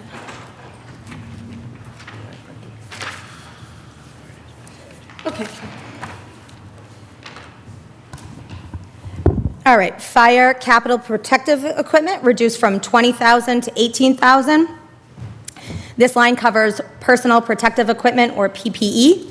This line was increased in the last fiscal year and was just keeping pace with inflation, with the goal of purchasing 4 to 5 sets of PPE per year. Even a small reduction cuts into what can be replaced each year. Firefighting protective equipment has a lifespan of 10 years, and the generally recommended practice is to have a spare set for personnel to allow proper decontamination and cleaning after each fire or hazardous materials incident. Next slide, please. Fire capital replacement equipment reduced from $15,000 to $11,600. This line was funded in the preliminary budget at $15,000, increased in Tier 1. This line covers replacement of worn and obsolete firefighting equipment such as hose, nozzle, thermal imagers, and other miscellaneous tools, which have seen significant cost increase in the last few years. While this line stays level with FY26, the requested increase in the FY27 budget was to get ahead of the expected cost increases. Fire equipment maintenance reduced from $15,000 to $10,000. This line was funded in the preliminary budget at $15,000, increased in Tier 1. This line covers maintenance, replacement, and repair of radio system components, including portables, mobile radios, repeater systems, and pagers. Leaving the budget at FY26 levels will limit replacements and repair of broken or worn-out portable radios, mobile radios, and pagers. Costs on these items, like everything else, has been increasing dramatically in the last few years. The line has not been increased in over 10 years. The goal had been to replace 1 to 2 portable radios per year, but as the cost now stands at around $4,500 per radio for a fireground quality radio is becoming increasingly difficult. DPW drainage reduced from $100,000 to $83,000. This line was funded in the preliminary budget at $100,000 and is increased in Tier 1. The Tier 1 increase is in line with the preliminary budget. This line is used to replace drainage pipes, add catch basins, add pipes, clean swales, clean waterways, and other related drainage work. Before a roadway is repaved, the drainage system is repaired to help improve the longevity of the new pavement and reduce flooding. There is a backlog of drainage improvements that are needed throughout the town. The impact that residents would see from not fully funding this line would include areas that flood, will continue to flood, catch basins overflowing with water during heavy rain, and citizens' requests to improve drainage at or near their homes may not get done in FY27. DPW stormwater management reduced from $110,000 to $100,000, restored in Tier 1. This line funds the stormwater vendor services to aid in MS4 compliance and some small stormwater projects. The balanced budget pulls the town further out of compliance with MS4. DPW supplies reduced from $35,000 to $25,000, restored in Tier 1. This line is for the purchase of supplies the DPW needs to perform various maintenance and repairs to roadways. Purchases include crushed stone, riprap, loam, lumber, building materials, parts for small engine tools, etc. Many of these supplies are purchased in direct response to citizens' requests to make repairs that affect their property, mostly flooding. DPW pavement management reduced from $282,000 to $50,000, restored in Tier 1. This was reduced from the $600,000 DPW requested amount, and this line was already substantially reduced in FY26. In FY 2016, town meeting voted to approve a $4 million debt exclusion to fund the pavement management plan, along with using the operating budget funds and Chapter 90 funds for FY 2016 to FY 22. The plan in 2016 to fund paving with the debt exclusion, fund the initial paving with the debt exclusion, and then address funding in future years beyond 2022 by adding $50,000 per year to the operating budget until there was $1.2 million available per year for paving. The $1.2 million is a combination of Chapter 90 and operating budget. The FY27 Chapter 90 apportionment is $718,718.29. The restoration in Tier 1 brings that total funding to $1 million. And the balance of Chapter 90 is still in excess of $2 million, right? The balance in the, yes, yeah. Board of Health. Administrative assistant reduced to $31,182.19. We're still doing a little work here, but it shouldn't have an effect on the end budget. We're reorganizing this position. This line currently funds a full-time administrative assistant assigned to the Board of Health. As part of a broader reorganization of land use and regulatory departments, staffing is being restructured to provide shared administrative services across multiple departments rather than maintaining separate full-time administrative positions within each office. Specifically, that will be covering planning, building, zoning, conservation, and Board of Health. We're doing some restructuring. So not sure where the budgets will land finally, but it won't affect the bottom line. Board of Health purchase of services reduced from 75 to 0, restored in Tier 1. This is just a small amount of funding for incidental purchases for the Board of Health. Council on Aging, assistant meal site. reduced from $19,825.74 to zero, restored in Tier 1. This line supports 2 9-hour dietary aides that provide essential operational support to the meal site manager. This includes meal setup, dining area sanitation, dishwashing, basic food prep, table setting, meal service, and coordination of the Meals on Wheels program, including distribution to volunteer drivers. Elimination of this position will require the meal site manager to assume these duties, resulting in decreased operational efficiencies and likely a reduction in the quality and timeliness of meal services provided to program participants. Council on Aging programs reduced from $8,000 to $6,000, restored in Tier 1. Program funding supports a range of fitness, wellness, social, and educational activities that promote health, independence, and community engagement among older adults. A reduction in the funding will limit the scope and frequency of program offerings, thereby reducing access to services that support the well-being of the senior population. Council on Aging kitchen supplies. This was a new line in the preliminary budget, reduced from $1,500 to $0, but increased in Tier 1. The meal program operates as a self-supporting service funded by participating seniors with no dedicated food budget line. Maintaining affordability is critical to ensuring access. This line was proposed in the preliminary budget for FY27 as a dedicated expense line for paper goods, cleaning supplies, cups, and kitchen equipment. If not included, these will need to be funded from other budget lines such as office supplies, and the shift may create budgetary strain or result in increased meal costs for participants. Next slide, please. Library staff line reduced from $269,048.83 to $226,077.79, restored in Tier 1. This reduction eliminates the position of a young adult services librarian, a 30-hour per week employee. The community would lose a key professional librarian, one of 5 master's level librarians who work with the important young adult demographic. The loss would be especially impactful shortly after town leaders committed a significant amount of capital to improving the teen room with more than $120,000 from ARPA funds.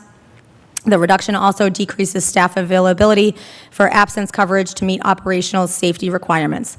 The library will need to eliminate structured after-school activities and teen advisory board volunteer opportunities. Additionally, the community will see reduced quality and frequency of summer reading programs for young adults, book displays and collection maintenance, and outreach and partnerships. Operational impacts will include increased strain on remaining staff to cover evening shifts, potential scheduling gaps, negative impact on morale, and increased difficulty to retain staff talent. To counter, the library is considering closing one evening per week, but this reduces community access by 25% for evening space use, creating significant impact on local groups such as Scouts, and would result in lost shifts for one library page. Other impacts will be less immediately visible, but reduced teen-focused programming and increased reliance on outside funding services. The Young Adult Services Librarian represents 11% of total staff hours and plays a critical role in supporting teen engagement, literacy, and safe after-school space. Reduced staffing and resources will directly affect service quality, accessibility, and the overall user experience for the community. This is a position that's currently not filled, but we've paused the hiring. We've done some interviews, and we've paused the hiring on this until we get through town meeting and really the election. Next slide, please. Library programs reduced from $21,000 to $19,500, increased in Tier 1. The Tier 1 increase is in line with the preliminary budget. The impact of funding library programs at this level will likely not be immediately apparent. The dollar reduction may apply directly to young adult programs, reducing the quality and frequency of events for this important demographic. This reduction equates to approximately 5 fewer events that the library can schedule. Library materials reduced from $106,937 to $96,200, restored in Tier 1. This line funds circulation services such as new items and digital resources. Funding at this level will be a reduction in service, immediately noticeable for dozens of users of the digital resources that will need to be cut, including staff. We will eliminate our niche academy resources, which help teach how to use digital tools and resources, the Morningstar Investment Database, National Geographic Kids Database, and Fold3, one of the genealogy resource databases. In addition to dropping those 4 digital resources, they will be able to buy 200 fewer physical books for the collection. Next slide, please. Recreation Park Supervisor salary. eliminated in the balanced budget, restored at $30,919.54 in Tier 1, and increased to $75,000 in Tier 2. This line funds the salary for the recreation director. The position is responsible for coordinating recreation programming for the community, including summer sports camps, STEM and after-school programs, parks and recs billing, management of beach staff and seasonal operations, and scheduling and oversight of the fields and park rentals. If this line were not funded, the recreational director position would be eliminated, along with most organized recreational programming provided by the town. This would affect after-school and summer programs that are widely used by families, and the associated administrative duties would need to be reassigned. In particular, billing and scheduling functions related to parks and field use would likely shift to existing facilities administrative staff, increasing workload in that office. Under Tier 1, funding restores the position at its current level, allowing recreational programming and related services to continue. And we did just hire somebody into the part-time position. They are aware of the potential elimination of the position. Recreation beach salaries reduced from $25,000 to $15,000, restored in Tier 1. This line covers the salary for all beach staff, including the beach director, lifeguards, and swim instructors. The main responsibilities of these roles are to provide lifeguard coverage for free swim at the beach and teaching swim lessons to kids. The beach staff conducts roughly 165 swim lessons per summer and 2,200 users for the summer. The funds in the balanced budget are to cover the summer of 2026 beach season only, because the beach bridges 2 fiscal years. If an override does not pass, the beach will likely not be opened in summer 2027. Recreation programming reduced from $5,000 to $0, restored in Tier 1. The salaries programming line is typically used to offer free programs to residents or to occasionally offset the cost of being 1 or 2 people short to run a program. With the loss of funding combined with the loss of a recreation director, there likely will be no recreational programs. Next slide. Parks, purchase of service reduced from $80,000 to $60,000, increased in Tier 1. This line is reduced from the FY26 funding level of $70,000 in the balanced budget and is increased in Tier 1. This line item covers all maintenance and repair to the town parks and fields. The primary users of these fields are Lunenburg School baseball and softball programs, the Lunenburg Youth Baseball and Softball League, as well as a couple rentals for various leagues. The reduction to this line item will limit regular maintenance to just mowing at reduced frequency, seasonal cleanup activities, and some infield maintenance. This will also leave the Parks Department with minimal funds for unforeseen repairs and no money for improvements such as fence repairs, field repairs, improvements to parking areas, and repairs to structures. This is the line the Facilities and Parks Department have been trying to increase for the past few years in an attempt to tackle some of the deferred maintenance at park locations. Parks Department expenses reduced from $6,400 to $6,000, restored in Tier 1. Department expense line is used for parks-related office supplies, some repair materials, and beach supplies. The departmental expense line has been lowered slightly and will have a minor effect. Historical, there's 2 lines here. One's for office equipment, one is for office supplies. Both are at $500 and reduced to $0. Both are restored in Tier 1.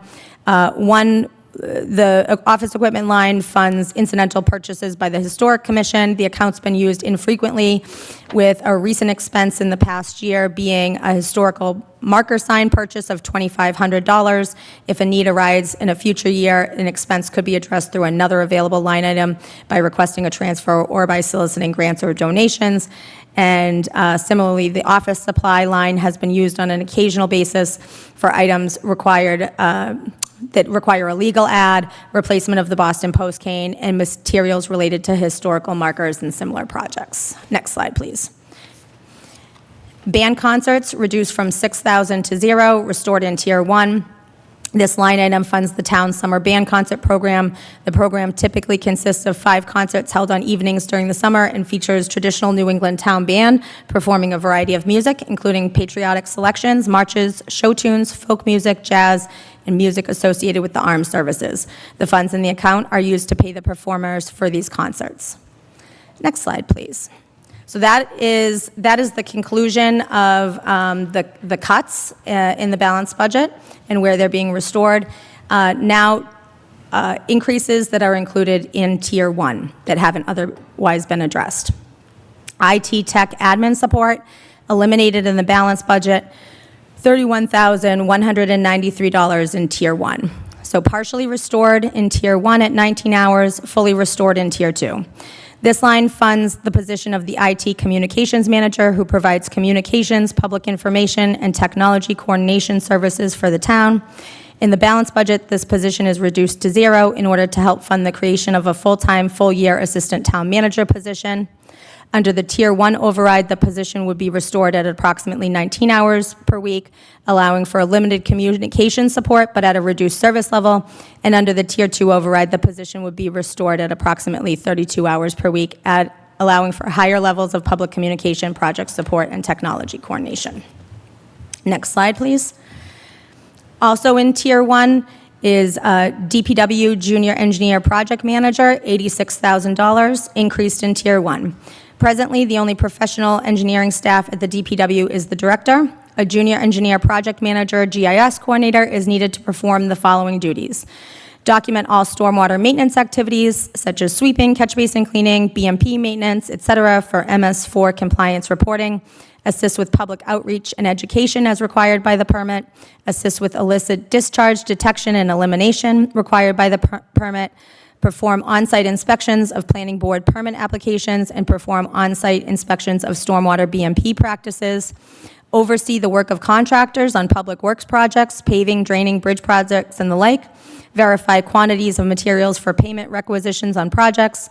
Review stormwater plans for new construction. Perform on-site inspections of planning board permit applications. Help prepare construction quantity estimates and specifications for public works contracts. Investigates and recommends corrective actions of citizens' requests for issues such as water from the roadway eroding or flooding private property. Next slide, please. DPW part-time administrative support. The balance budget is at $13,000 and the Tier 1 is at $24,150.33. The preliminary budget created a new part-time administrative support position at 19 hours to support both the DPW and Facilities Department with accounts payable and invoice reconciliation. The balance budget funds this position at 10 hours. And then town active health insurance increased by $25,000 for the junior engineer. Next slide, Tier 2. And you can skip right over to the next one. Next one. There we go. Okay. So Tier 2 override increases. Select board committee clerk increased from $6,000 to $12,000. This line funds the pool of minute writers that support boards, committees, and commissions, really other than the select board. IT, tech admin support, as I just stated, it's eliminated in the balanced budget, partially restored in Tier 1 and fully restored in Tier 2. The police department admin clerk is cut in the balanced budget is restored in Tier 2 at $22,485. Again, this is the 16-hour week admin who processes accounts payable for the police department. Next slide, please. Police department sergeant salaries increased from $273,771.42 to $365,028. This line supports the restoration of the 4th sergeant position. Police patrolman increased from $891,887.30 to $1,034,612. This addition will restore patrol officer staffing levels to 14 officers, adding 2 additional officers to bring to that level of 14 in accordance with the police department staffing plan. This increase also allows the restoration of 2 SROs. We had reduced to 1 SRO. There's also increases in overtime, holiday, court, educational incentive, in-service specialized training, less than lethal training, the SRO stipend, and supplies and firearms qualifications that go along with the additional add of those 2 staff members in the other line. Next slide, please. Animal control increased from $45,000 to $80,000. The town currently utilizes a long-term employee to provide animal control services at a cost that is well below the typical market rate for comparable services. In addition, the town does not operate its own animal shelter for the temporary housing of animals. This funding is intended to allow the town to plan for future provision of animal control services as staffing needs change. Options under consideration may include contracted services, participation in an intermunicipal agreement, or another service delivery model. The goal of the funding is to ensure continuity of service and allow for a transition to a sustainable long-term arrangement when needed. Next slide, please. Recreation park supervisor salary that is eliminated in the balance budget level funded in Tier 1 is increased in Tier 2 to $75,000. This will fund the recreational director at full-time, as has been discussed for several years, as a way to expand programming, improve coordination of park and field use, and provide more consistent year-round recreational services. The town health insurance line also increases by $125,000 to support the 3 additional folks in the police department, the recreational director, and the restoration of the full-time IT communications director. The end. All right. Are you tired of saying this report over and over again? I'm tired for other reasons. Well, I All really right. appreciate it. All right, so why don't we do what we did last time? So, Tom, do you have any questions or comments? What was I gonna,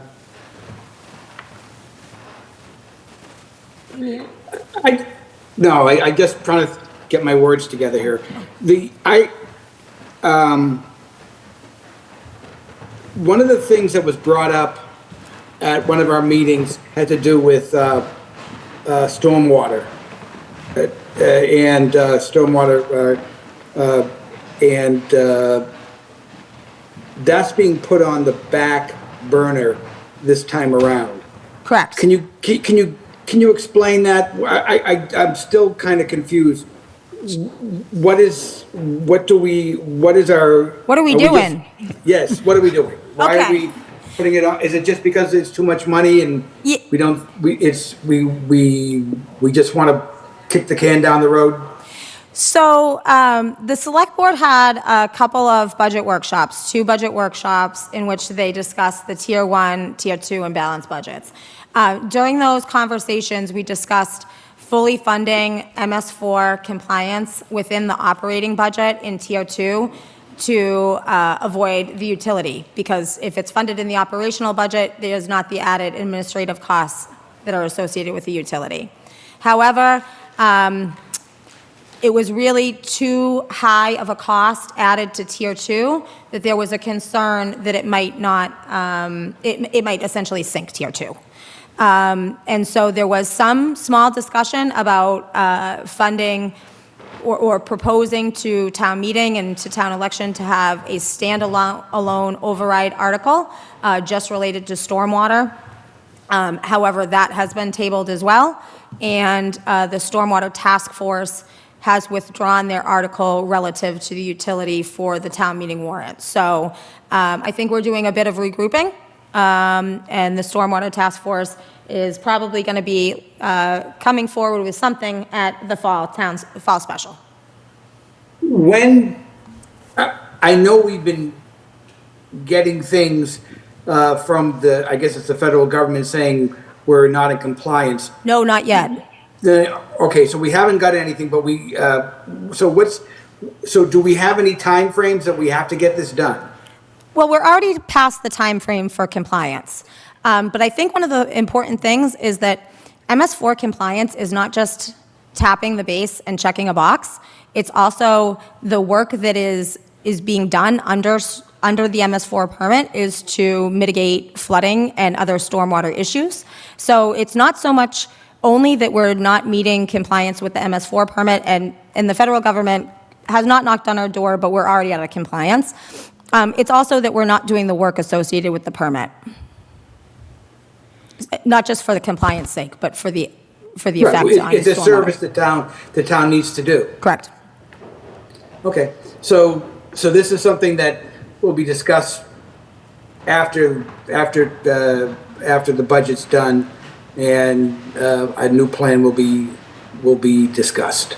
I think folks are gonna go revisit where they're at, and the Stormwater Task Force is going to regroup and perhaps come with, I don't know, perhaps come with the options of a utility or an override. I don't know. I think that they're going to have to do some work over the summer to make that decision. Okay, thank you. Thank you. All right, Jay, did you have anything?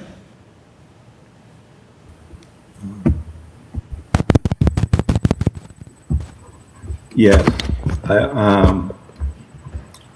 I guess I'd like to understand the justification for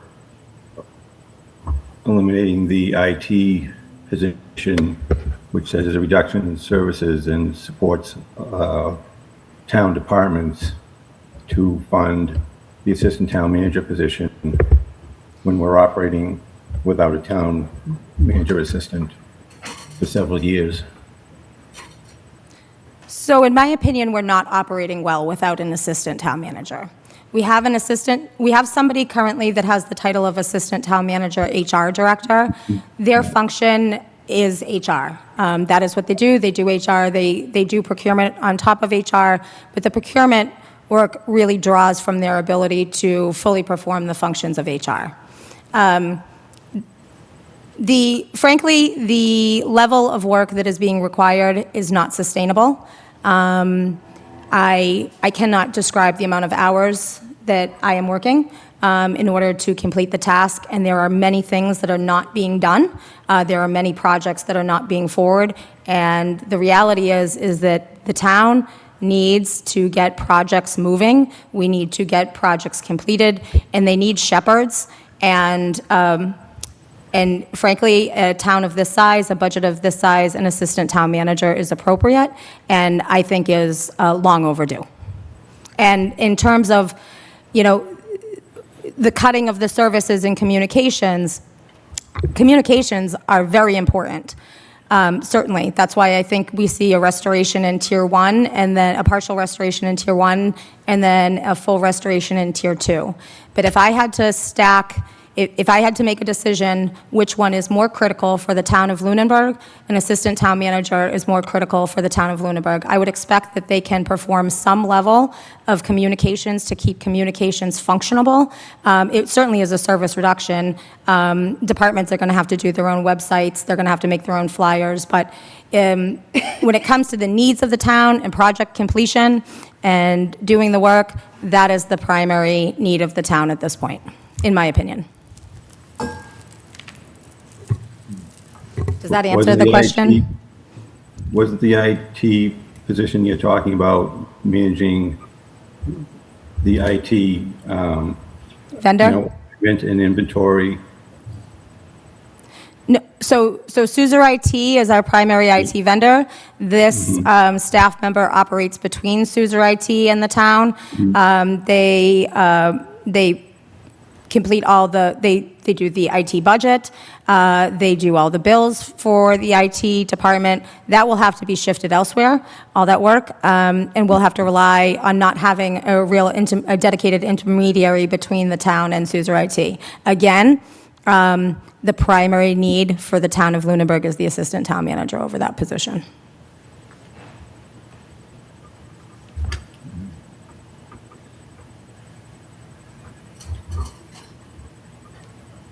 Okay.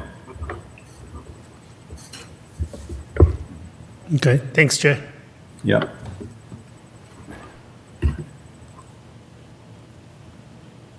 All right, anyone else? Mike? Yeah, just to comment, a couple comments. Been watching a lot of all the meetings going on here lately and trying to catch up on them. I just feel we've elevated the Tier 1 numbers closest enough to Tier 2, so we hope that people will jump into the Tier 2 zone. I think the issue with that is that we've pushed Tier 1 to the point where it's a fence number, right? Sitting right on that fence, it could blow out either way. And I think we're putting ourselves in a dangerous situation because of that.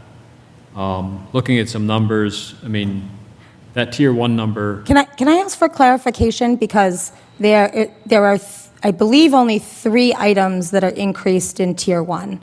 They are the DPW junior engineer, the DPW junior engineer, the restoration of the 19-hour-a-week IT comms person. No, that's not in Tier 1. It's $800,000. Right, but a lot of those things are, so there were many things that were cut from the preliminary budget to have a balanced budget. The majority of the things in Tier 1 are restoring those lines. I understand that. I'm just saying that is a big number. Whether it's restorative, new, old, whatever, it is a huge number. You're looking at 9 to 10% increase on people's taxes for that number. We're very worried about getting that, at least that passed. Can I ask a question? Why wasn't this similar question asked to the school department who performed the same exercise? I'm just saying overall. Okay. Okay, it's just, I'm not saying just the town. It's just this number, right? And I'm not saying it's bad, that we don't need it. I'm just saying I'm worried about it. We need to pass something. But I think it's a misnomer and a misstatement that the Tier 1 override is an $800,000 increase. It's an $800,000 increase over the balanced budget because the balanced budget was gutted. I understand that, but it's a number you're asking the people to increase their taxes by. To Again- maintain the services that they have today. Okay, great. It's a number you're asking for the money for, correct? That is the number you're That's asking them correct. to increase their taxes by. That's correct. I agree, we need, that is a number that we need. All I'm saying is, I think we're playing a kind of a dangerous game with a number that large being our only option for an override. Okay, does that make sense? I mean, I can't say it any differently. I understand your point. I understand that it's a big number. I understand that asking people to reach into their pockets and increase their taxes is difficult. We have cut our expense lines dramatically down to actuals to help offset that. We've made difficult decisions. The Tier 1 town budget before you tonight is primarily, other than those 2 items, the preliminary budget that was presented to you on February 19th with some additional cuts. Understood, okay. I'm just throwing it out there. I agree with him a little bit, but I agree with it more on the school side. And I think we should have questioned it there because it's only 300,000 difference. Well, and I'm not trying to make this Yeah. a full town Right. battle at all. I didn't agree know with if the you in saying superintendent that. was still here. It's just, in Tier 1 for the town, there's very small additions. I don't want to misspeak. I believe it's only those 2 additions. And everything else is restorative to what was presented on February 19th. And a lot of those are, a lot of that is, if you look at your sheet, is restoring things to level fund. Not level service, level fund. And we've already taken those actual lines down where we can.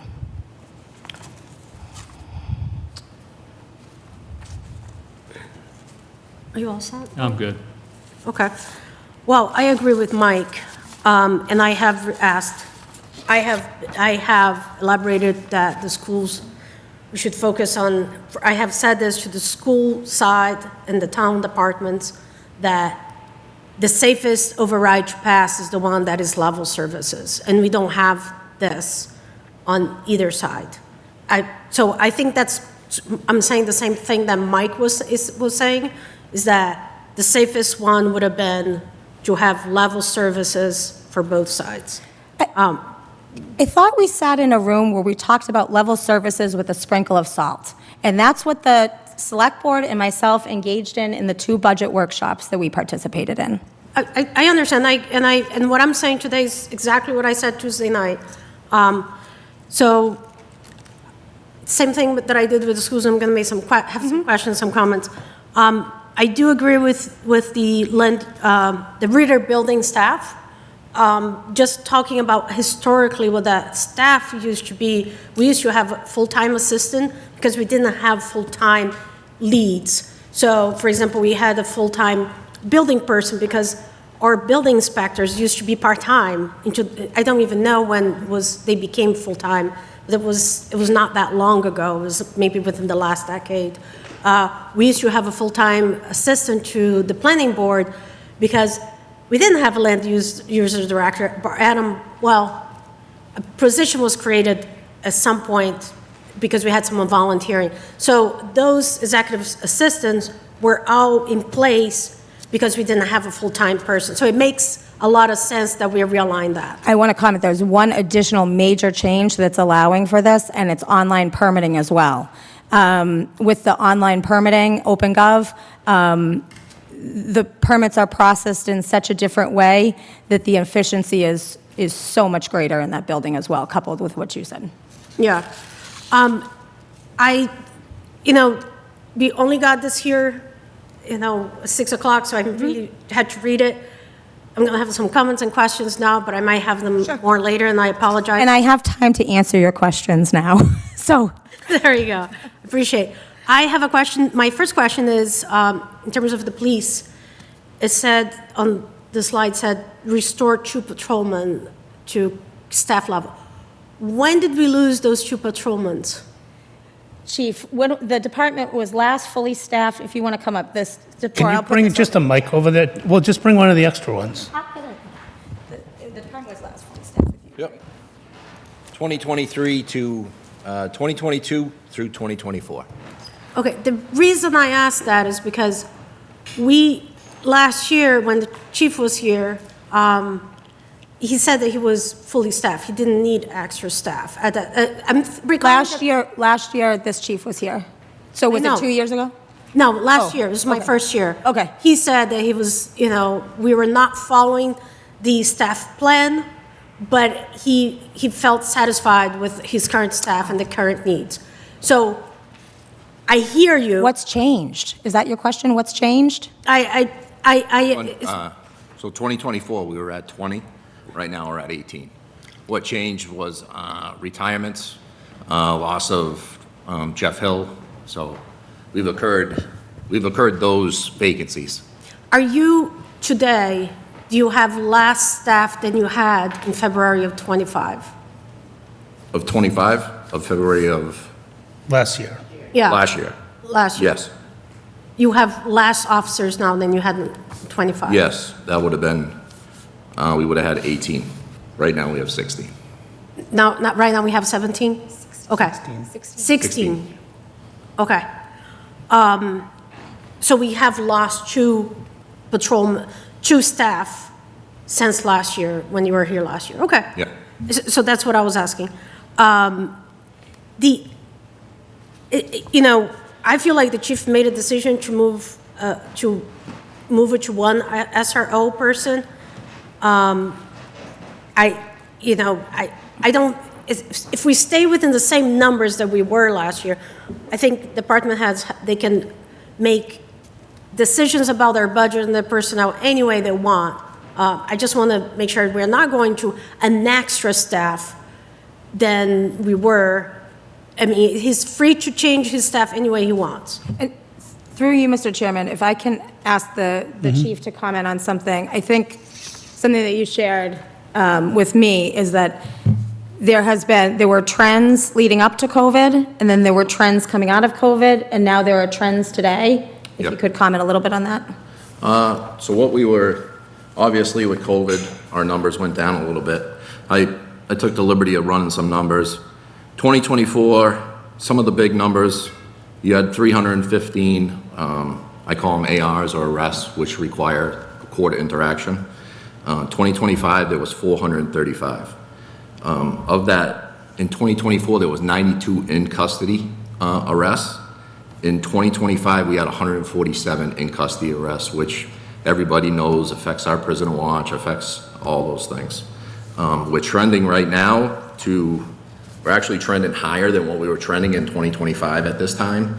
So the numbers, they keep increasing.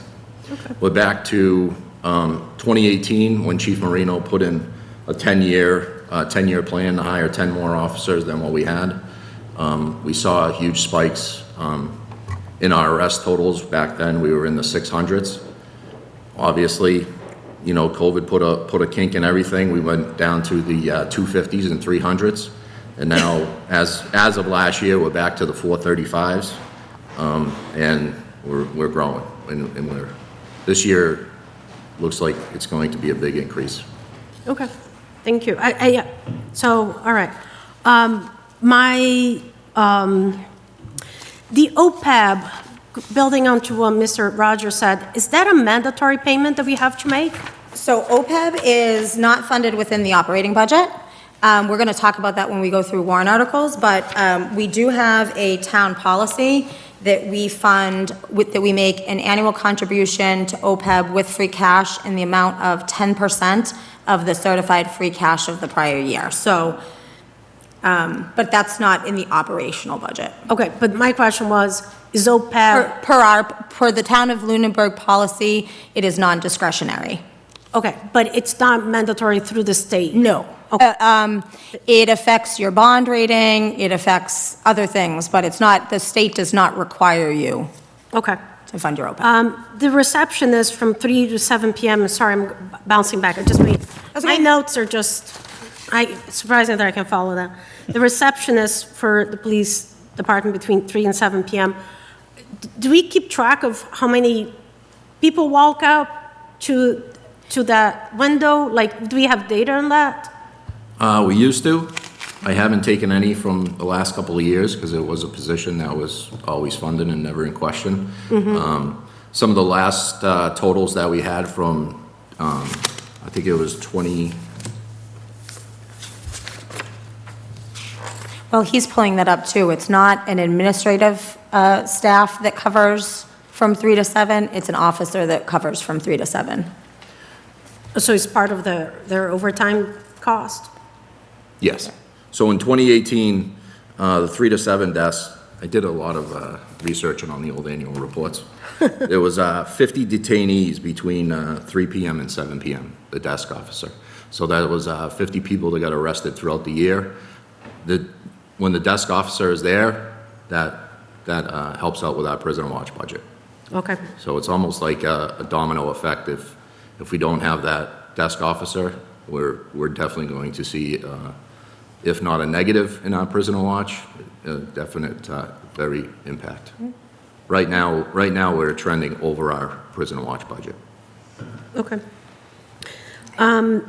So regarding the school, preschool charges, who decides on the cost of those? The school resource officer? No. I Sorry. moved away from that. Oh, sorry. I was asking my finance director to get me a drink. Yeah, you need water, girl. I do. Who decides on the preschool charges? Like, because the preschool, we offer preschool we have a Are you list. talking about on the revenue side? Yeah, Yeah, that's the school department. they decide on that. That's not decided by the town. The charge for preschool? Yeah, We don't set the rates for preschool tuition? we don't? No, that's the school department. Okay, so the school department Yeah. sets the rate for that. Not the town. So I don't know when they've last done it, but. It's not the town manager. No, but I don't know how to answer the question without the superintendent here. It's not a question, it's not a rate that's set by the town. I don't know whether it's set by the school committee, the superintendent, somebody within staff. I can't answer any questions about that rate. Okay. Okay, my train of thought on that was going to be, I know this revenue ends on our local receipts, perhaps, and I don't know how the fees are calculated or charged, perhaps this is something we want to put it as a revolving fund for the schools, so then they have incentive to increase that if we are not the ones setting the rate. Just create some accountability on that. But I know, so I will be curious to see when was that last reviewed, how is this set, and perhaps this will be a place that, eventually I do want to see the schools to show us a budget for all their revolving funds and all their grants, which right now we have no visibility on it. So I'll put that into, ask for more info. The town clerk and the ACO is only on tier 2. The town clerk has been removed entirely. Okay. The ACO is only on tier 2, that's correct. And how And much that's is in, that? so current, it's a total fund increase from the current total ACO with the salary and supplies is 45,000. Yep. It becomes 80,000. Okay. And how that would look remains to be seen, but we're going to have to start to work on this. I think that this will take at least a year to work on. Okay, I think like if we don't have a plan, just, tagging on what Mike said, like the less that we ask for money, the more likely we are to be successful. It's an opinion, you I and understand. the select board are making a decision. I understand, the ACO position is adequately underfunded. It operates because of the person who is in the position, who is doing the job. The animals don't go to a kennel. The animals go to this individual's home, where there is a home kennel license. And so this is something that the town actively needs to work to transition around. But you're not changing that in '27. I don't know that that's the case. Yeah, that's my point, like if we don't need that funding now. But I think that this is something that we need to start working on immediately. Anyway, all right, so now moving on to adding, I think I only have 2 more things to cover. No way. But they're going to be long. Okay. Yeah. So I asked the fire chief to give me information on the need for that 4th person, the added staff. The per diem. The added staff to all shifts, and I know it's been reduced to the 16 hours. And so I'm just going to go through numbers here, and I don't know what they mean, but you've seen, Jen, I'm probably going to reach out to many different towns and see how this thing does, similar to what I did to the schools. Yeah, no problem. So the chief said that we have about 5.6 incident requiring mutual aid per month. So that gives us about 70 calls per year, like less than 70 calls per year receiving mutual aid. I remember when the chief had, on our first tri-board presentation, I think the chief said that your number of calls from giving mutual aid is about 4%. It was 4 or 7% for some reason.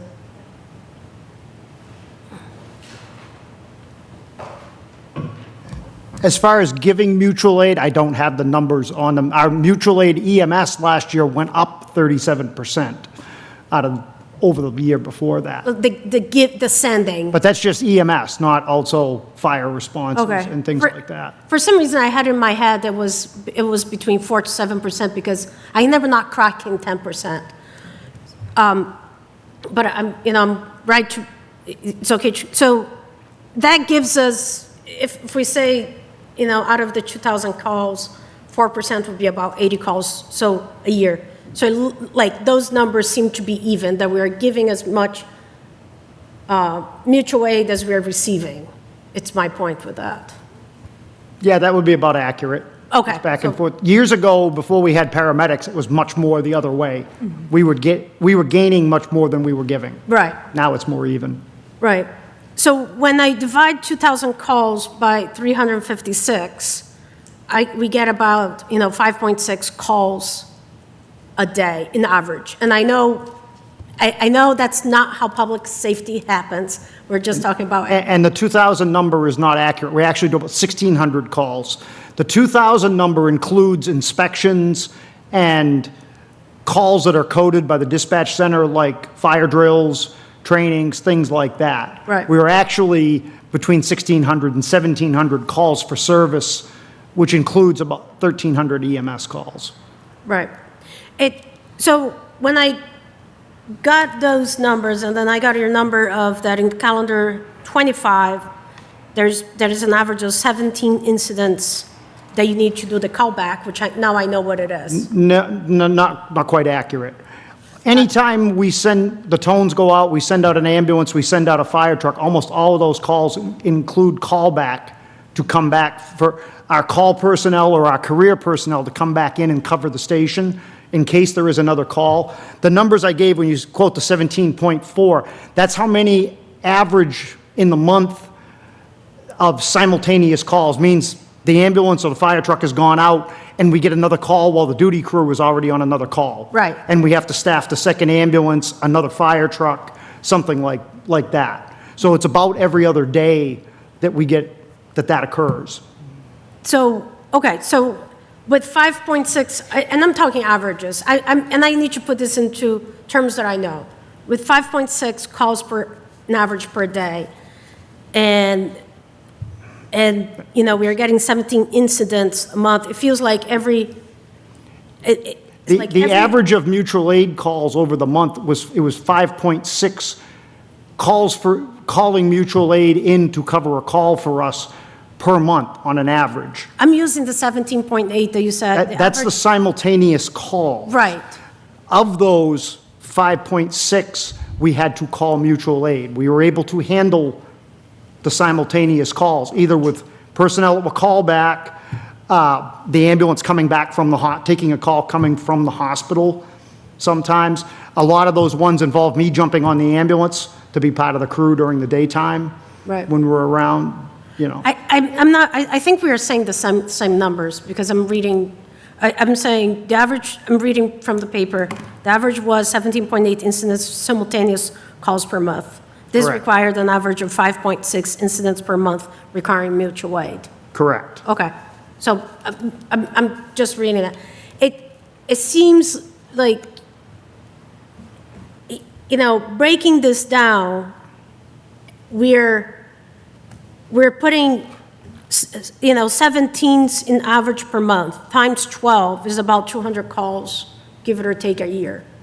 We're spending, you know, that, and I don't know the numbers because I haven't time to review, but I just want to give this aid, and I don't know what that means in the world of firefighters, okay? Like, I know certain things, and, you know, a click-through rate of 5% is really good, but I don't know what this means, you know, in fire world. But we're talking about, you know, your full line for per diem was $300,000. And I think... It was under $300,000. Yeah, just under. I don't know where... 280, I believe, somewhere in there. Keep in mind, that is not strictly per diem. That is also callback for the call firefighters and EMTs when they come in. Per diem is funded out of that, but it's also the recall of when we call the call firefighters. Right. I'm just trying to put a cost, like, are we at a critical... I'm trying to figure out, through the numbers you provided, are we at the critical level that we need to add a staff to those shifts? And I'm putting a number to... My answer to that would be yes. I hear your answer is yes, and I take your answer for it. And my job here, as, you know, I mean, Jen knows that the school committee, they told me they needed a staff, and I emailed 45 different school districts to understand that value. And, you know, and it's just my process. So it's the process of the FinCom. And we are, you know, we're talking about 200 calls a year that we're funding. What is the current funding that you have for level budget? So for the balanced budget, 225. 225. So we're having 200 calls that's costing us $225,000. That's not accurate. So how do I arrive at that number? That number is based, with the fourth shift, provides us 3 career people across the board, which is an improvement, absolutely. 3 people can cover 1.5 typical ambulance call. And that with that fourth person, that allows us several things. Allows us, under most circumstances, to cover a second ambulance call, that we can staff the second ambulance. It allows us to have, because right now with 3 people, if the ambulance heads to the hospital, I have 1 person back, if no one comes back on call back. And the challenge of why that line is under, or has been under, is we don't get to call firefighters back like we used to, because we are that much busier. I'll use a simple analogy of you have a day off, and that how many times do you want to come running back, drop what you're doing to sit in the fire station, waiting for the ambulance to come back? And that if you've got 1 day off, average ambulance call was an hour to 2 hours, depending on where they went. That can pretty much eat up your day. I've been in that position more than once. So I just use that as an analogy why we don't see some of the people back as much, which is why that line's been under. But again, covers, number one, it covers the second ambulance. With 2 people in, if the first ambulance is out, now you at least have 2 people in the fire station. If there's another call, 2 people on a fire truck isn't ideal, but it's better than 1 person driving it. If there's a fire and everyone's in, now you have 4 people on the engine company. That meets it in NFPA standards, which they recommend having a 4th-person engine company. It also includes, there's been multiple studies, manpower studies on crews. 4-person crew is 50% more efficient than a 3-person crew. You can get more done. Just having the 3 people now has made a difference on a couple fires. There's buildings that are still standing and being repaired and fixable that would not have been a few years ago if we were waiting for guys to come in and get the trucks and move. And again, we don't schedule when we're going to have these multiple calls. We don't know. You know, I gave that as an average. As I mentioned in the other message, some months, that might only be a couple. Other ones, it might be 10. And that it varies. Summertime, nobody's around. Those numbers go up. And that I can't judge when they can. I can look at the per diem and know, I can look at runs and go, what's our busiest time of day, and try to apply it to that.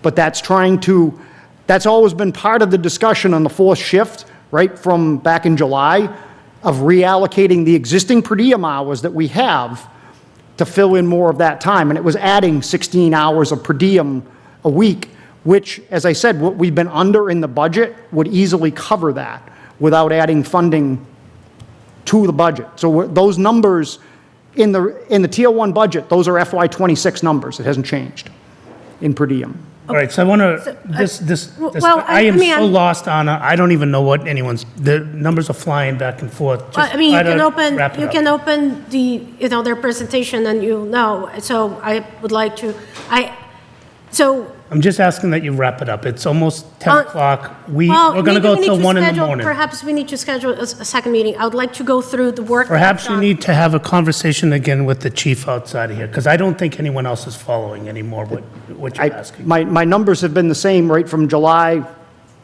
September, February. So we have, here's how I'm going to wrap it up. We have started, and this is what I've been saying about many different things. We have started, we brought in the firefighter, we added staff, and I know there was a pause to the plan there was. We did all that in the good times and when we could afford without an override. My first meeting here last year, I said, I don't think we need to get, an override to do our fourth shift. Right now, my question is basis that perhaps now, based on the cost, is not the right time to be adding staff. And I'm looking at the numbers you provided. So that's where it comes from. Now, is safety important? Yes. It's just the timing of it is the part that maybe is better in a year or two. So that's how I want to wrap it up. I will continue to look into and to see, because that's what I do. And I will just add, the per diem staffing is already there. The funding is there. Not asking for any more money for that. To supplement the career staff that we have added, that we've shown the need for. Yeah, we see that different, but so they like anyway. The next one is really, Jen, I want to thank you for your work you've been doing the past year. It has been I think Tom Malonzo loves to say Herculean effort. I think it has been very difficult. You have had a lot of staff that are in and out, people that were in, that were looking to be out right when you left, and has made it very difficult. I understand you're working crazy hours. I don't think adding an assistant town manager right now is the right thing to do. And I would ask you, let's have a year of stable staff to see how this workload feels.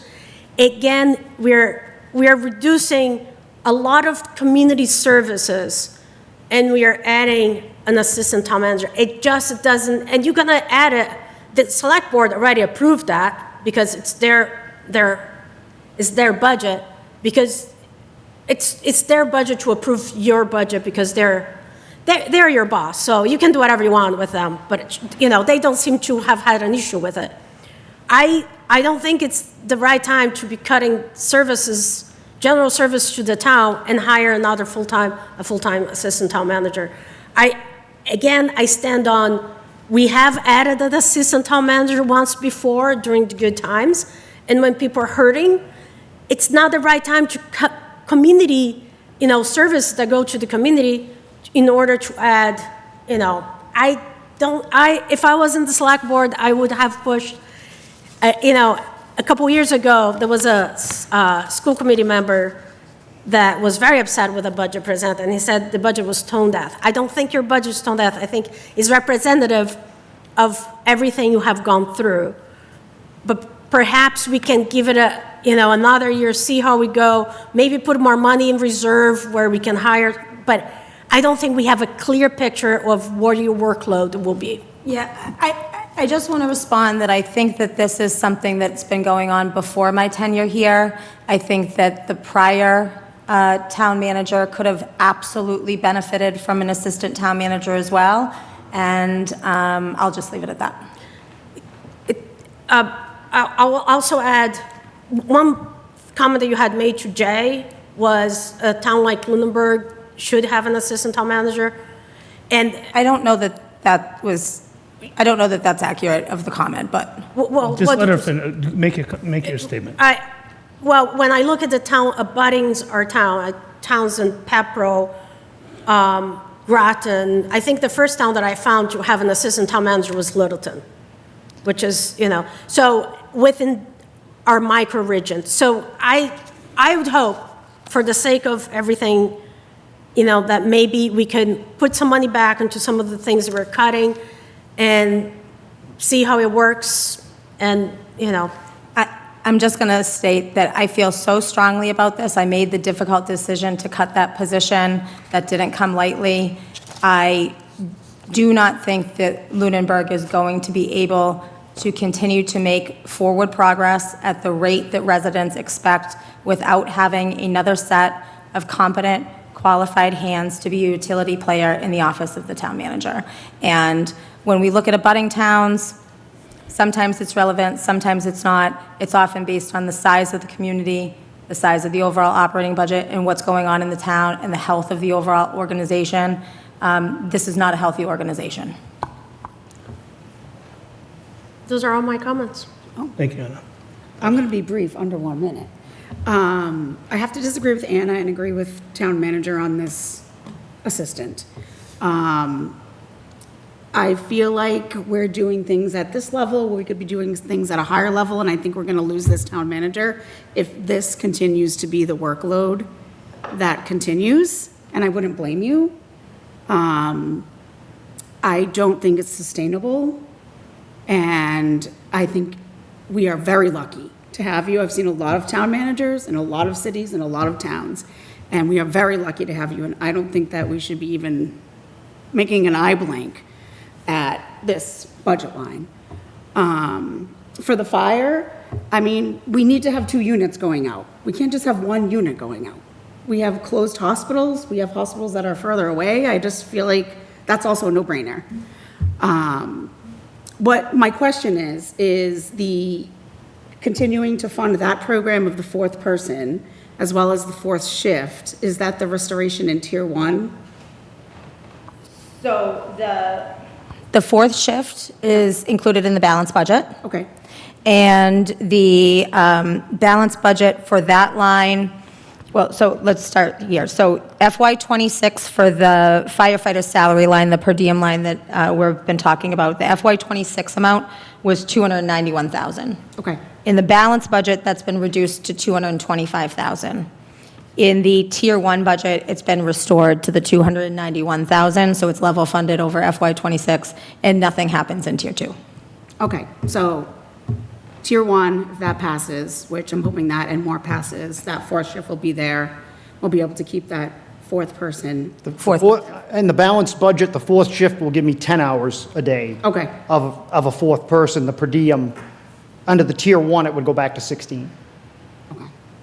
And then your assistant would be Tier 1 as well? Balance budget. Balance, okay. I'm done. Jen, I just want to thank you. This has been a brutal, brutal, brutal year.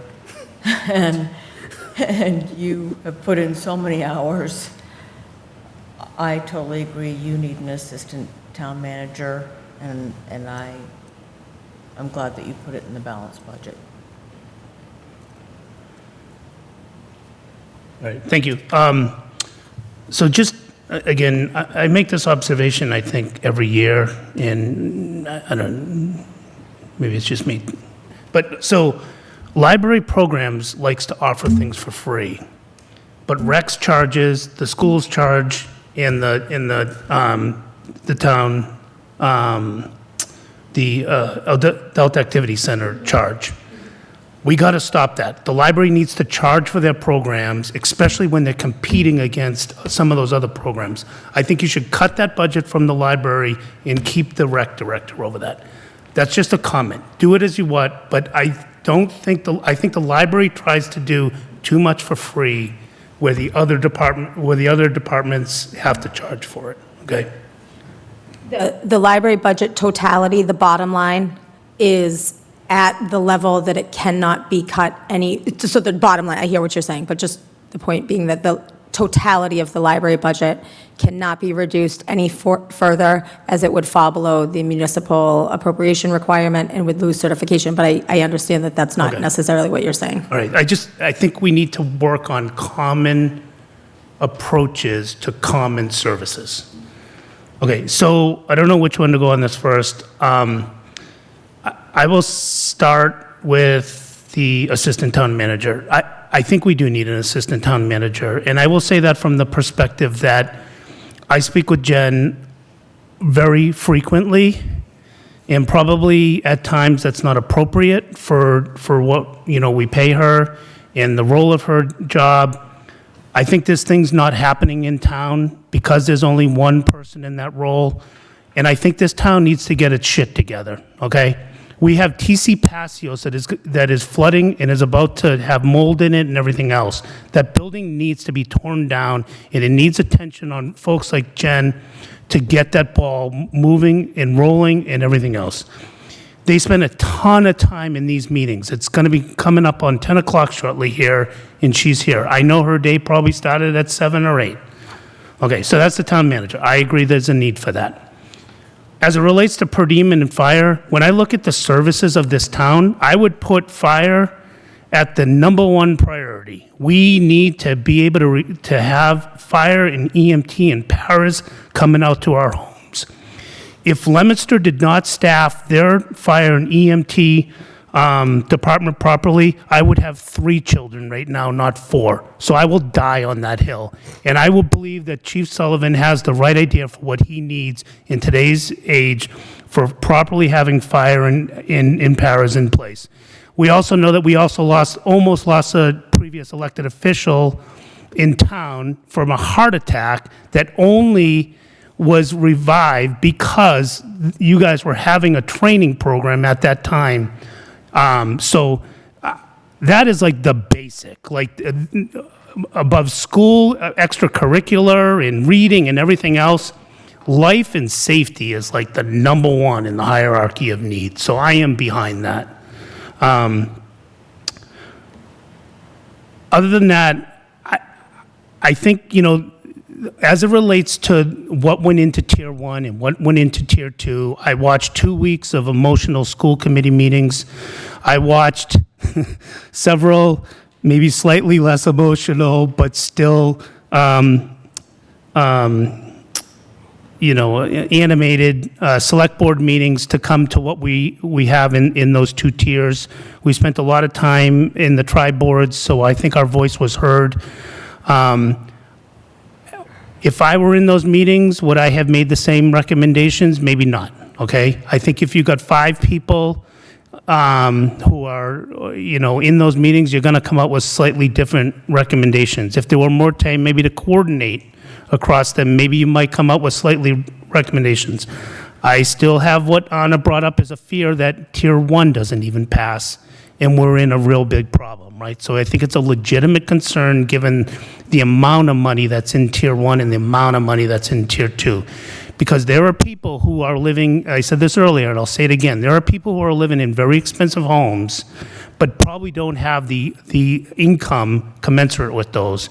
And when you start looking at the Tier 2s for like the $1 million homes, which sounds like a lot, but it really isn't anymore, we're looking at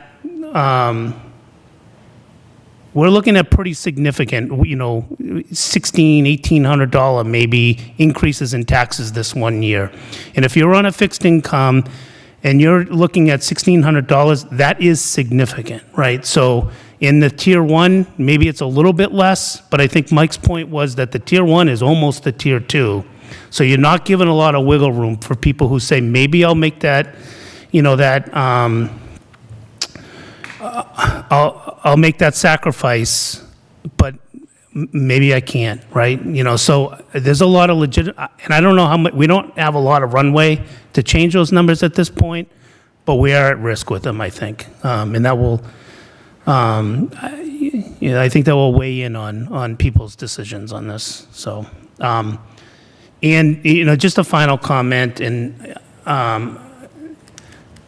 the FinCom is left yet again in a really tough, position where we're having a public hearing about 12 days before the warrant closes, and we need to have, our votes taken, and we need to have a report written, and we're just having a public hearing today. So I know we strove and we made good progress throughout this, but we cannot leave FinCom in the position of having no time to deliberate on things and make our recommendations in a time where it gets out to the public.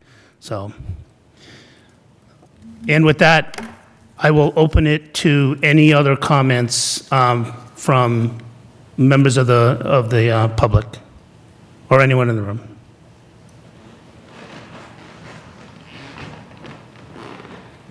Ron Delisio, 181 Reservoir Road. I just had a question regarding, it's actually through you to the town manager. Of course, yeah. I don't care.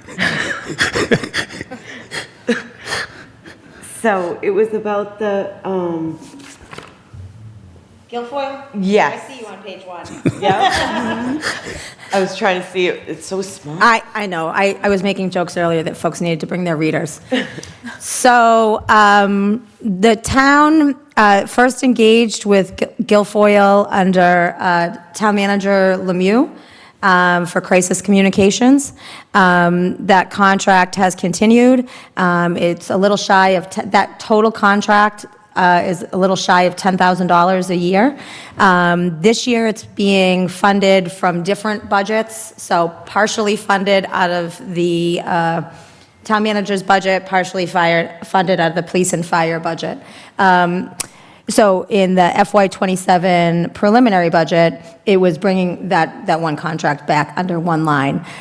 They perform 24-hour a day, 7-day-a-week crisis communications, typically around public safety. If there were to be an officer-involved shooting, large-scale crisis event, they have a team of 18 folks that can be on site to assist the town in messaging, the flooding, anything like that. In addition to that, as a regular part of the service, they provide up to 3 content creation items a month. I think that one of the best examples of that is Officer McNamara's recent article that had that went national, that wouldn't have gone national otherwise. But it helps to, show with those professional services how we can really get messaging out in a better way. But it's primarily for those crisis communications. If we didn't have the contract and we had to have a one-off and they come out, it's upwards of over $5,000 potentially just for a one-off. Okay. Did I hear you mention at the tri-board meeting that you were going to use this for promoting the override? Not promoting the override. Not promoting. Okay. No, not promoting. Factual. I was going to say. No, absolutely not. So there is a. Don't use tax dollars. No, but. Rhonda, but- awkward as it is, can you just speak into the Oh, mic? sorry. We are using Guilfoyle to provide factual, unbiased, straightforward messaging without any you should, you shouldn't, just the facts, ma'am messaging. Okay. Thank Which is, that's a very bright line rule in municipal world. Well, I was just going to comment, messaging, I'm immune to messaging. I just focus on numbers. Yeah, so it's to help, folks unlike you. So please save the money. No, it's covered under the contract already. It's already covered under the contract. So, Okay. But for folks unlike you who don't follow along and understand all of the nuances of this process, it helps to distill down some of these concepts into easily biteable portions for folks. Okay, thank you.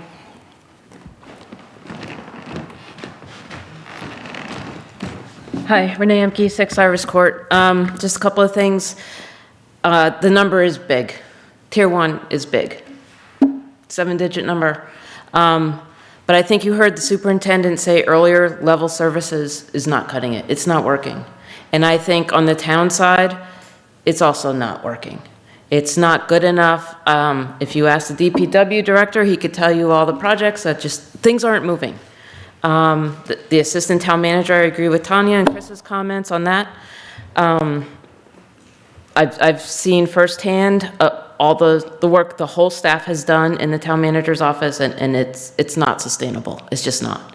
If you want things to move in town, this is how we get it done. We got to start. I mean, otherwise, nothing's going to happen. What was the other thing? I forget, it's too late, so I'll let you go. I can't remember. Anyway, thanks. Thank you. I just want to clarify, I'm not saying that I'm against that tier 1 number. I'm just saying No, we're running like. Oh, I remember. I remember.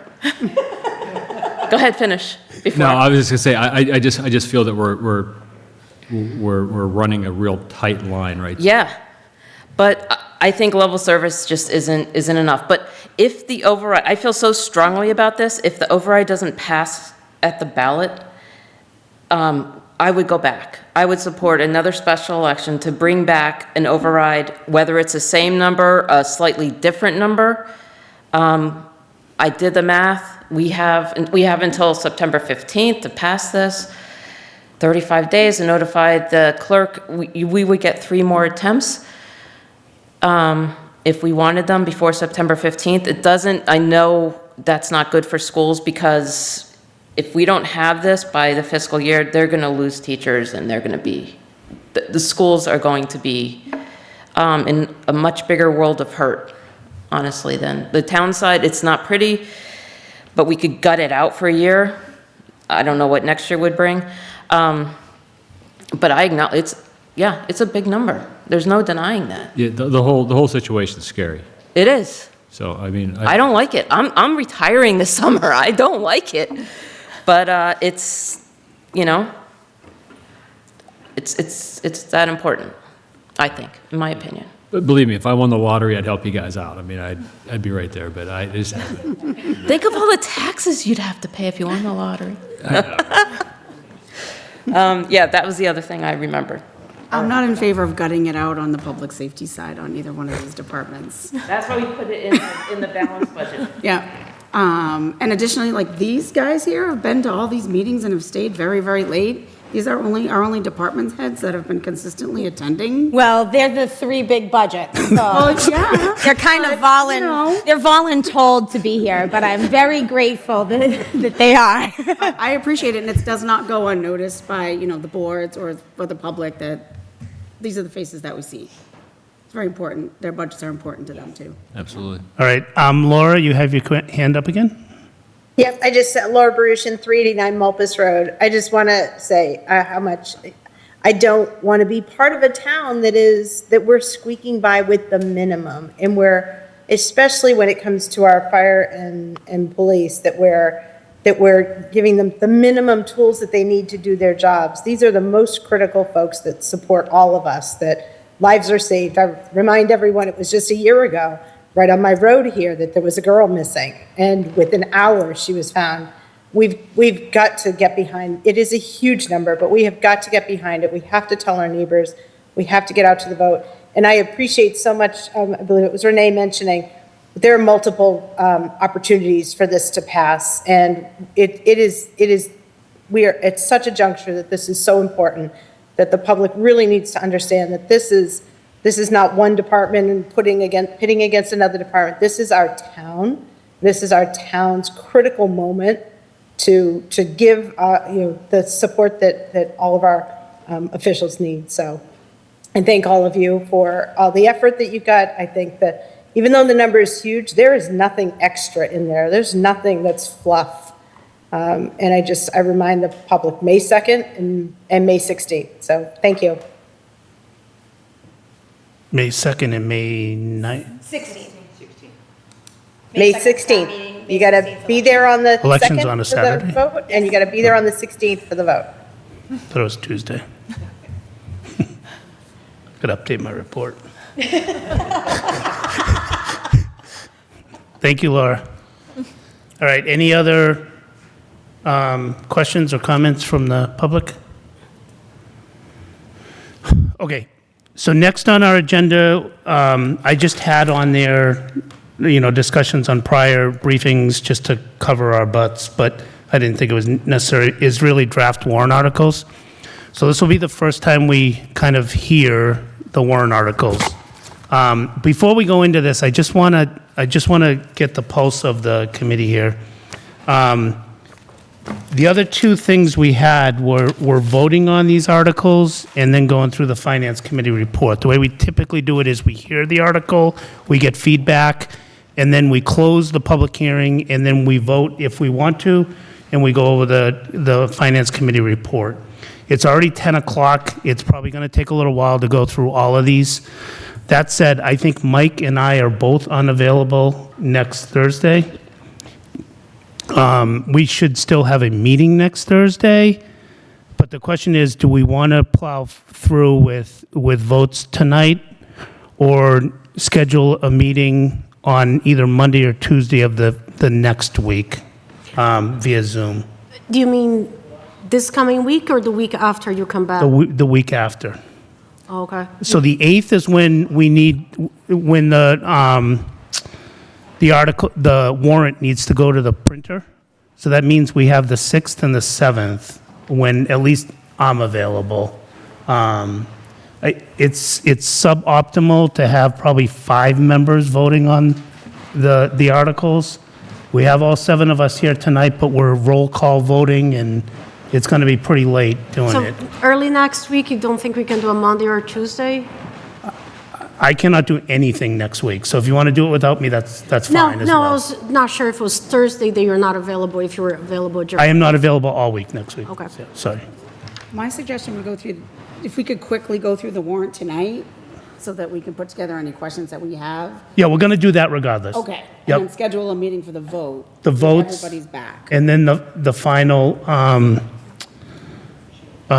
report. We should vote on the final report. What I'm recommending is on that 6th or 7th. Because I think you probably should next week, even without Mike and I, go through the next revision of the annual report for your comments.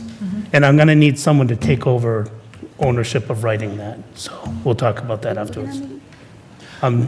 You're all this way. Are you looking at? There's a good chance I can be online Thursday night. Okay. I'm just going to be somewhere in New York. Okay, driving, so. all right.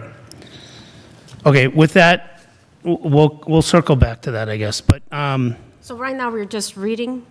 right now, we're going to go read through these, have any questions for town manager on them, and also allow the public, if they have any questions on the articles, to comment on them.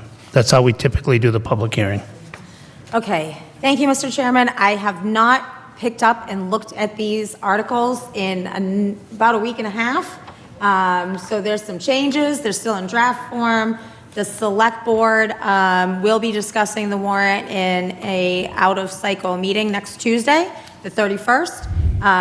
Town council will be present. I know there were some questions about a couple of the articles related to the Trust Fund Commission.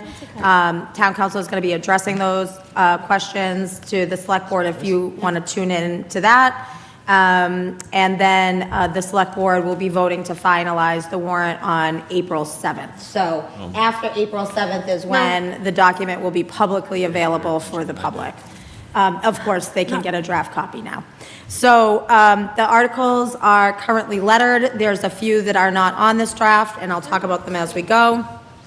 The first is Article A, which is the authorization to hear reports of committees of the town. I'm not aware of anybody currently planning to make a report. Article B is authorization to borrow in anticipation of revenue and to enter into a compensated balance agreement with the bank. This article provides a fail-safe if the town's revenues fall short and we need to do a revenue anticipation note. It gives us the authorization to go out and do that short-term borrowing if there's a cash flow issue. It's more of a housekeeping article. Article C, similarly, authorization to expend funds in anticipation of reimbursement of state highway aid, otherwise known as Chapter 90.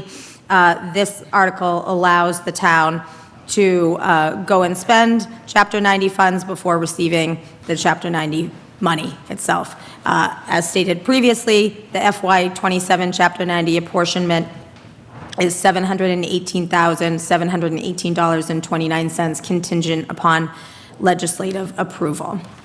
Right, I will say, if anyone has questions on, just ask them as we're Yeah. going through them. And if anyone online has questions, just raise your hand as we're going through these. Perfect. Thank you.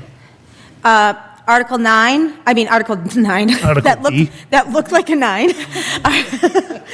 Article D, Economic Development Committee Revolving Fund. This is to create a new revolving fund for the Economic Development Committee. It doesn't fund anything, it just creates a revolving fund. It would allow for receipts credited to the fund from user fees, ticket sales, vendor fees, booth registration fees, event or program sponsorship, donations, and other receipts, and would allow economic development type activity to be expended from the revolving fund. Set an initial FY27 spending limit at $10,000. The Economic Development Committee is going to go here first to fund their activities before going to that $3,100 new line item in the operating budget in Tier 1. Technology revolving fund, this is a technical correction. Under the technology revolving fund, the persons currently allowed to expend from the fund no longer exist in our salary administrative plan. It refers to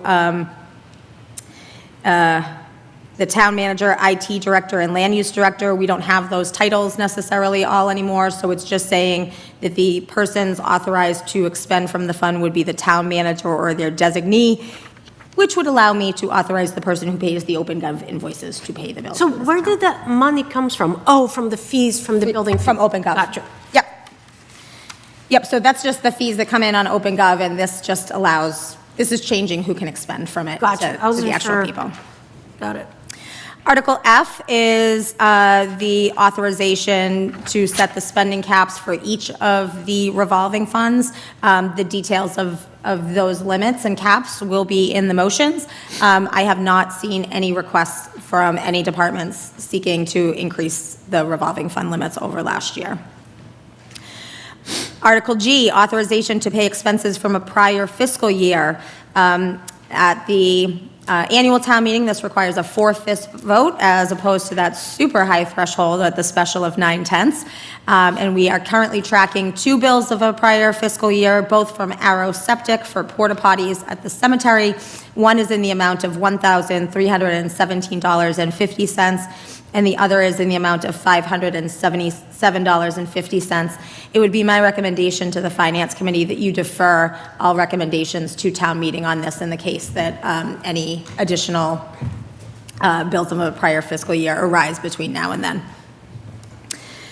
FY26 budget adjustments. This allows us to make adjustments within the current fiscal year at town meeting outside of the 33B transfer process. The snow and ice deficit, we don't have all of our bills yet. We're probably not going to be able to cover it 100% within transfers from the existing operating budget. So once we have all of the final bills in and we know that exact deficit and we can project out where we can make transfers, we might need to close out a little bit of the snow and ice deficit with free cash. So this will allow us the opportunity to do that. Article J, fiscal year 2026 capital program funding reauthorization.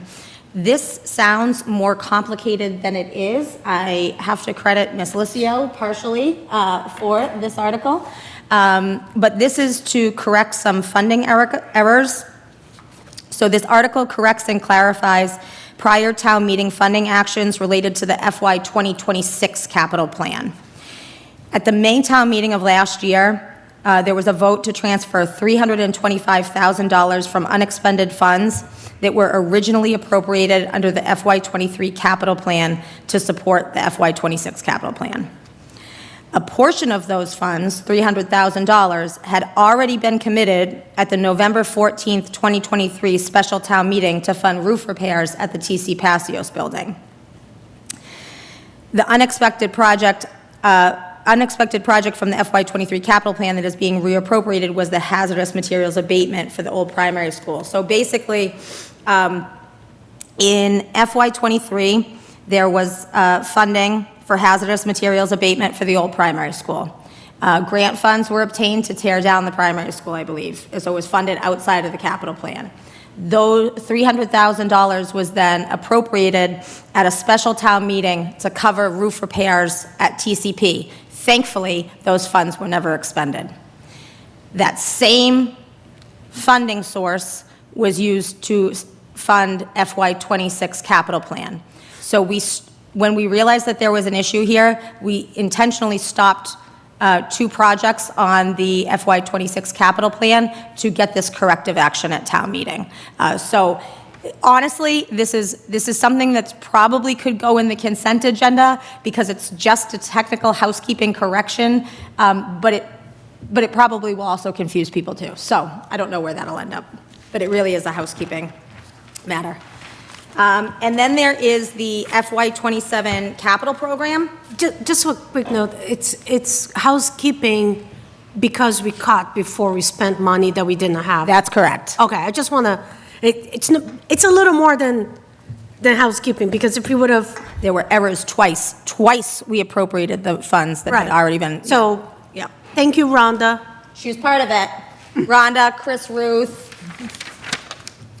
So, little beagle over there watching everything. The FY27 capital program. So I presented capital early on to Finance Committee at the preliminary budget when there was not a certification of free cash available. I have now gone back and gone through that capital plan again. I've sent my new capital plan to Capital Planning Committee. I'm not sure if an email went out to Capital Planning to see if folks wanted to reconvene. I'm not sure if they want to reconvene. Do you have in your drive the capital plan that you could share? I think I dropped it in there today. Or no, do you have it from Peter?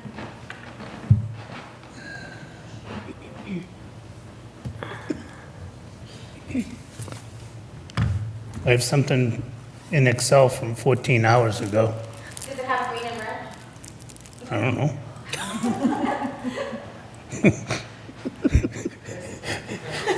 Is it a Christmas budget? It is, there is green and red. Okay. Is it green all the way through the Adult Activity Center? Yes, ma'am. Can you share that, please?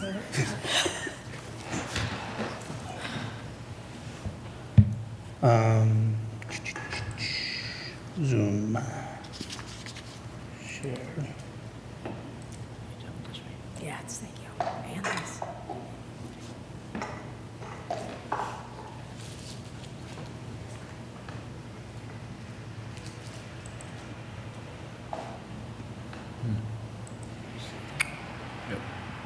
Okay, so we go back and grab the two projects that were initially skipped, the playground design and the second cruiser.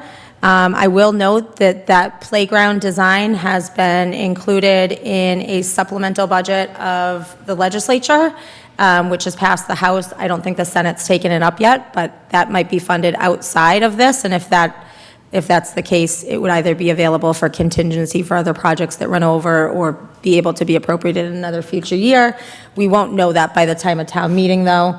And then, let me just see, too small. So I think we had stopped previously at the public safety building boiler upgrades. With the additional free cash, we're able to pick up the school door security intercoms at Turkey Hill and Primary School, public safety control upgrades. We already had the front-end loader with snowplow because that was being funded through the Vehicle Equipment Stabilization Fund in the Adult Activity Center network upgrade. So two of the projects are being funded out of the Vehicle Stabilization Fund. This is the first time that the Vehicle Stabilization Fund is being utilized since its creation. The total being funded from there is $594,000. There's roughly a little north of $2.6 million in the stabilization fund. The amount of free cash to support the capital program will be $991,627, and the amount of raise and appropriate from taxation will be $244,576. The next article and the capital planning Just committee is one not second. reducing. Yep. The only thing I'll say again on this is that TCP the abatement. lowest ranked project on here was my number 2, and I still stand by the fact that it should be the number 2.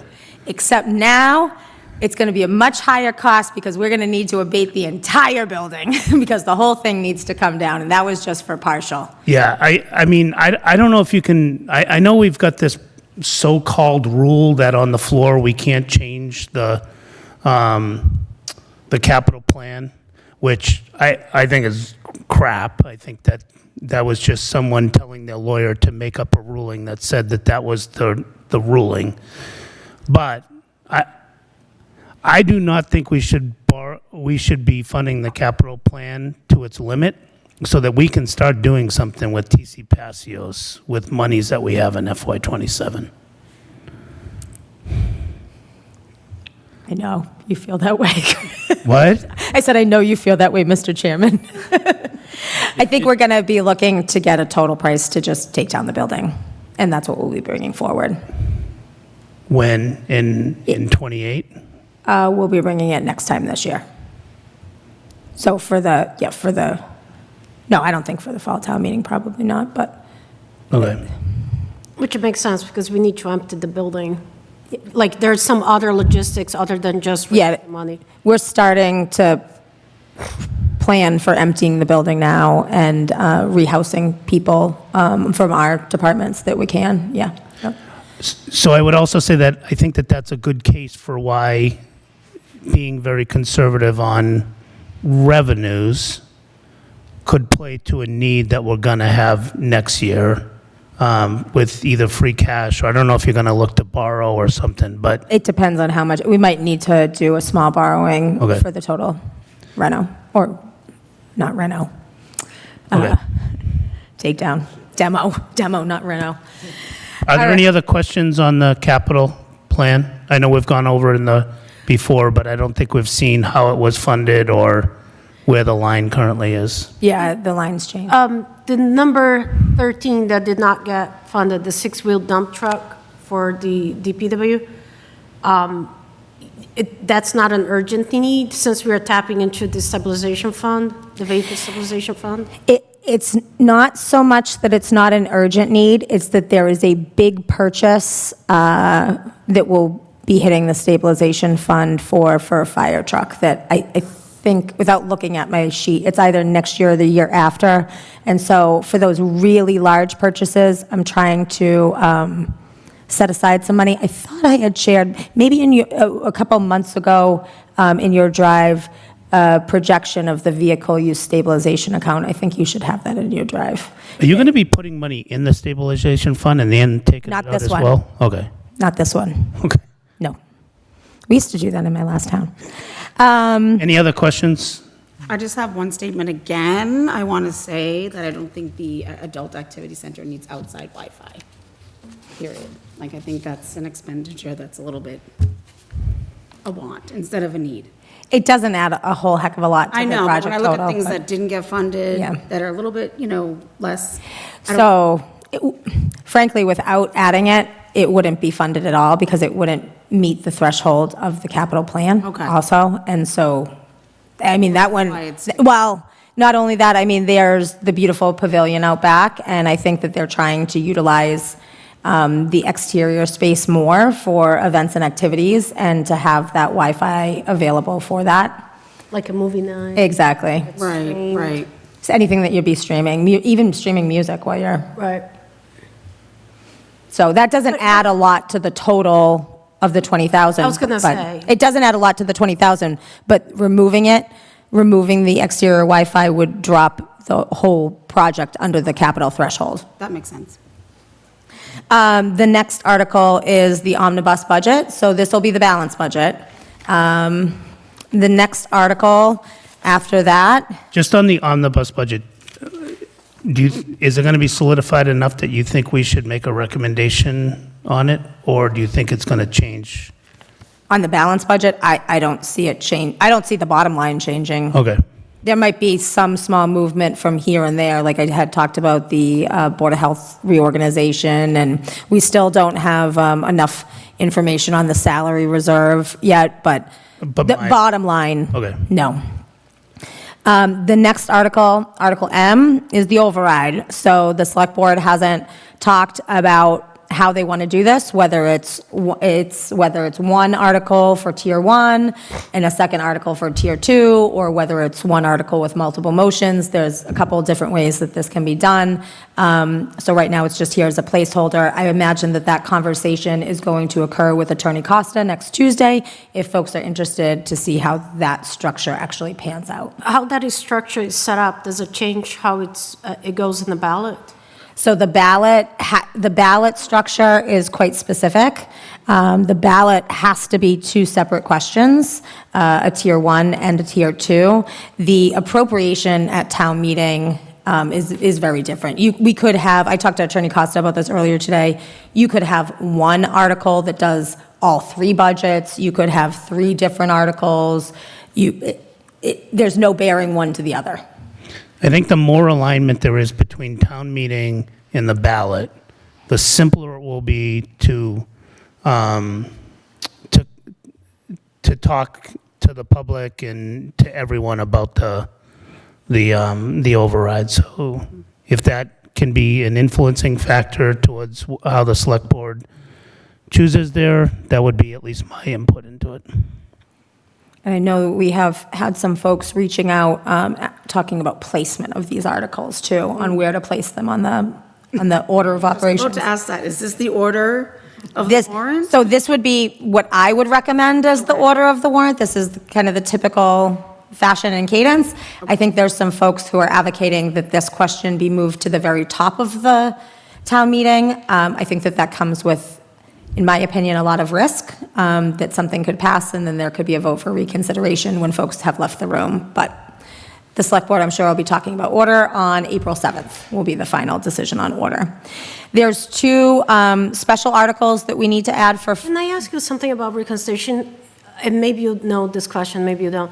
If there's a motion to reconsider an article is it up to the moderator to accept that, or as long as it is second? I think it has to be somebody, I believe, and don't quote me, so I believe that it has to be somebody that's changing their vote, number one, from a yes to a no or a no to a yes. And I do not know if the moderator has discretion about whether to consider. In the past, he has said he has discretion on it, that if enough people have left, that he would not allow a reconsideration. Right, that's something that we'll want to ask Attorney Costa about that as Yeah. well. Hold on 1 minute. Well, we know the moderator and Attorney Costa don't always agree True. after last year. Accurate. Nothing like a bunch of attorneys in the room to get consensus. Then there's 2 articles that aren't on here, but they're special funding articles. I had talked earlier about funding 2 things outside of operating budget. I need a mechanism to do that, and that's the TCP expense line and that special assistant to the assessors. So those are basically just a funding article. TCP is likely going to be funded with free cash.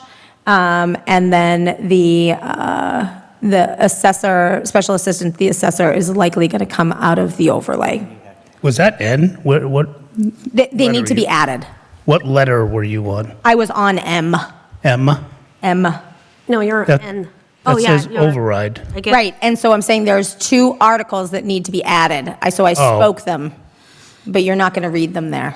Oh. So it's M and a half or something? M and a half, MA, MB for, or actually just one. Now I'm It'll following, fund both of them sorry. probably, for the TCP and the special assistance. The 2 things that we're moving out of the operational budget need a mechanism for funding. Is that one-time funding for those salaries? Yes, Okay. and that's the reason why we're doing it in that way, getting it out of the operating budget because it's one time and the end of the TCP expenses, at least in that way, in operational expenses.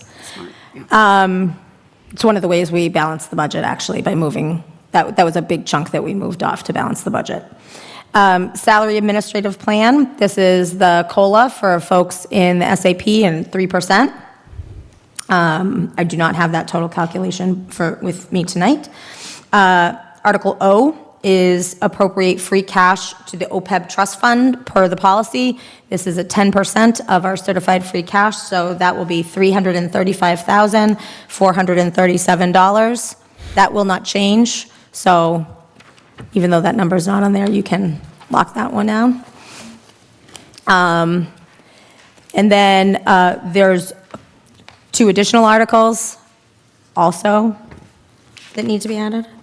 OA and OB, appropriate, and I cannot believe. Can we just stay on OPEB, though? Even though that is our policy, on the floor, that number could change, and the town could say, no, we don't want Sure. to do that this year. Absolutely. So Sure. we can consider that as a, The 2 articles that I do not know how I missed are funding the stabilization fund, $250,000 into the regular purpose stabilization fund, and then $250,000 into one of the special purpose stabilization funds, but not the vehicle use stabilization fund. I'm going to put $250,000 in the health insurance stabilization fund. And so hopefully with whatever increase we receive next year, even if we have to use that as a one-time source immediately next year to help offset the increase and avoid a potential override, that's a strategy to get another year. the schools did not ask to put any money in there. No, so the way that they would have needed to do that is through their operating budget. So there would have needed to be a line in their operating budget to fund the special education reserve fund. The current years or the prior years? Current years. Okay. So just to confirm, 250 on the general stabilization, 250 on the health insurance stabilization? Yes. Okay. And OPEB was 330? 335,437.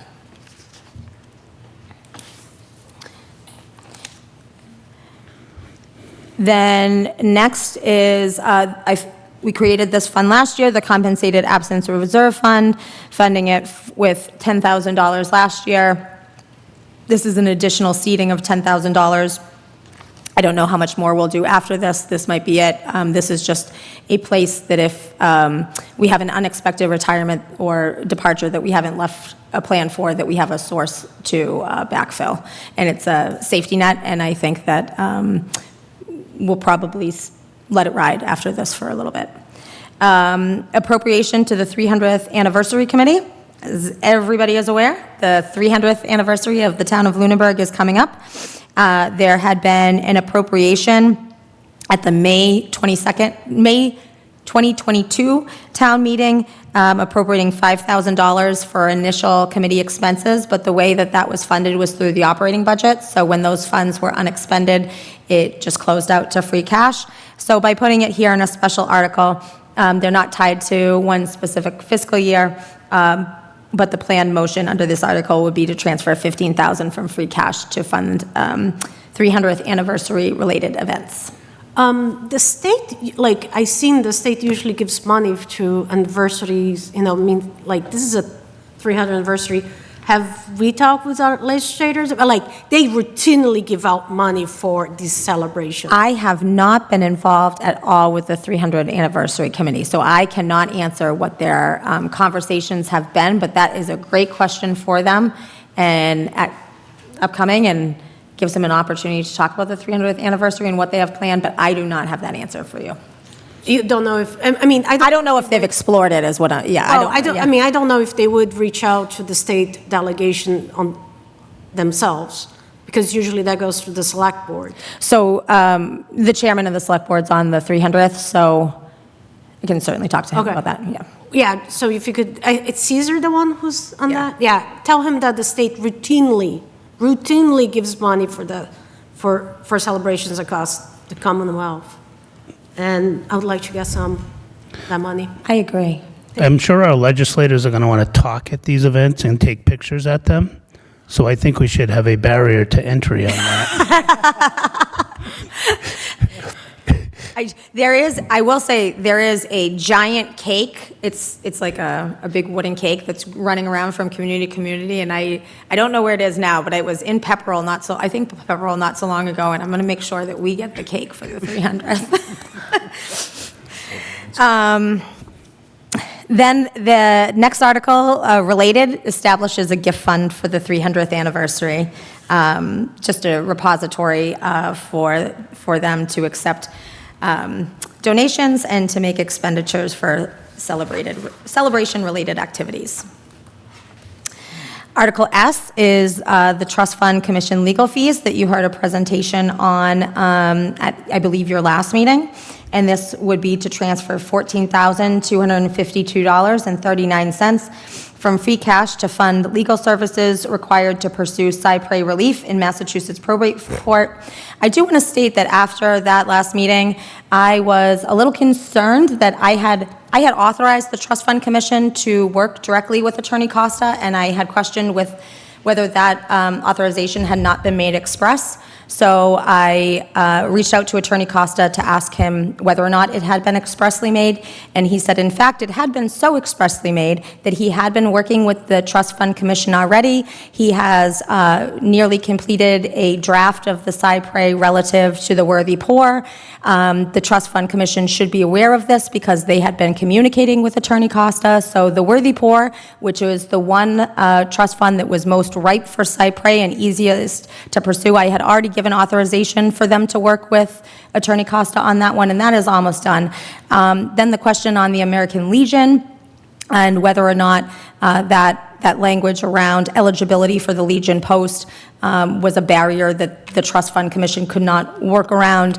Attorney Costa said he's happy to provide guidance on that. So really this is down to the gazebo and the other, I believe it's another American Legion trust fund that has, and that's the trust fund that has the total of $14,252.39. But worthy poor is being taken care of by council. I know trust funds, usually you're only supposed to take the interest. Yeah, you're not allowed to invade the corpus. So is there ever a situation where the money is so little that the courts or the state allows you to deplete the fund? So Attorney Costa is going to be coming to answer all sorts of questions. If you don't mind sending me that specific question in an email, I'll make sure we get that asked next week. And I think you weren't here when we heard this one, right? Yeah, I was, yeah. Did you watch it afterwards? No, I'm not going to watch that. No, have you watched it? I will not watch that section. I watched other parts of that meeting. I watched Bill's presentation. Okay. So, in short, our recommendation on this was that we supported the spirit of making sure that the trust funds, well, okay, I will say mine, was that we supported the spirit of the trust funds being able to give out the money for the intentions that they were, and that there were legitimate concerns about, where they stand versus what they were hundreds of years ago or whatever it was. But I will state right now, just in case you do vote on this next week, which I'm thinking maybe you should without me, that I think this motion should be withdrawn. But lacking that, I think that we should vote to not recommend approval on this. So I will just make my position stated right now. Yeah, why, the select board owns the town meeting, what goes in town meeting, unless someone collects. Why are we putting some, it's like the select board has in the past not allowed all requested town meeting warrants. I don't think that I don't think the select board voted on this one yet, on whether to include or not. They were going to wait to hear from Attorney Costa next week. Okay, yeah, because, you don't. I think generally speaking, the tradition is that if another commission recommends an article, that they do put it on. They haven't always. Yeah. They tried, but they haven't, and I can list. Yeah, I'm just saying, in general, I know they were at odds with the finance committee on whether capital plan could be voted individually to remove things, and they still put it on, even though they completely disagreed with our position at the time. And just to confirm, I think that they put forth, we're going to use internal counsel for this, but I think they were asking for external counsel. Yes, I Right? think so, yep. Yeah. Yep. So, It's really research, I think, was the Right. position. Okay. And the next article also relates to the Trust Fund Commission and what happens when there is a lack of a quorum. And so this would allow for the Select Board to stand in the shoes of the Trust Fund Commission so that they could still act if there was not a quorum of Trust Fund Commissioners. The next article has been withdrawn, and that's the stormwater utility. Should cut at least 1 hour from town meeting. And a lot of paper. you never know, there could be some weeds that we need I know. 3 hours. All right, Article V, amendment to the sewer bylaws. So this changes language in the sewer bylaws. The current language, There's no financial impact, right? there's not. Okay. Okay, do you want me to skip over it? Keep going. Okay, so it's just changing the language from criteria, emergency circumstances threaten the safe and continued use of a property that a waiver may resolve, changing that to unusual or extraordinary circumstances that threaten the safe and continued use of a property that a waiver may resolve. I think that they have been encountering certain circumstances where they wanted to provide a waiver, but the language was too limited. Or too limiting. The next article funds the PEG Enterprise Fund. I do need to go back and adjust these numbers, so don't weigh in on this one until I do. But this article, I know that PEG is relying on their reserves to fund their operations through this article, as was described to the. So for next Thursday, all the articles should be numbered and finalized. By next Thursday, the select board's not finalizing the warrant until April 7th. But Not even the numbers in the article.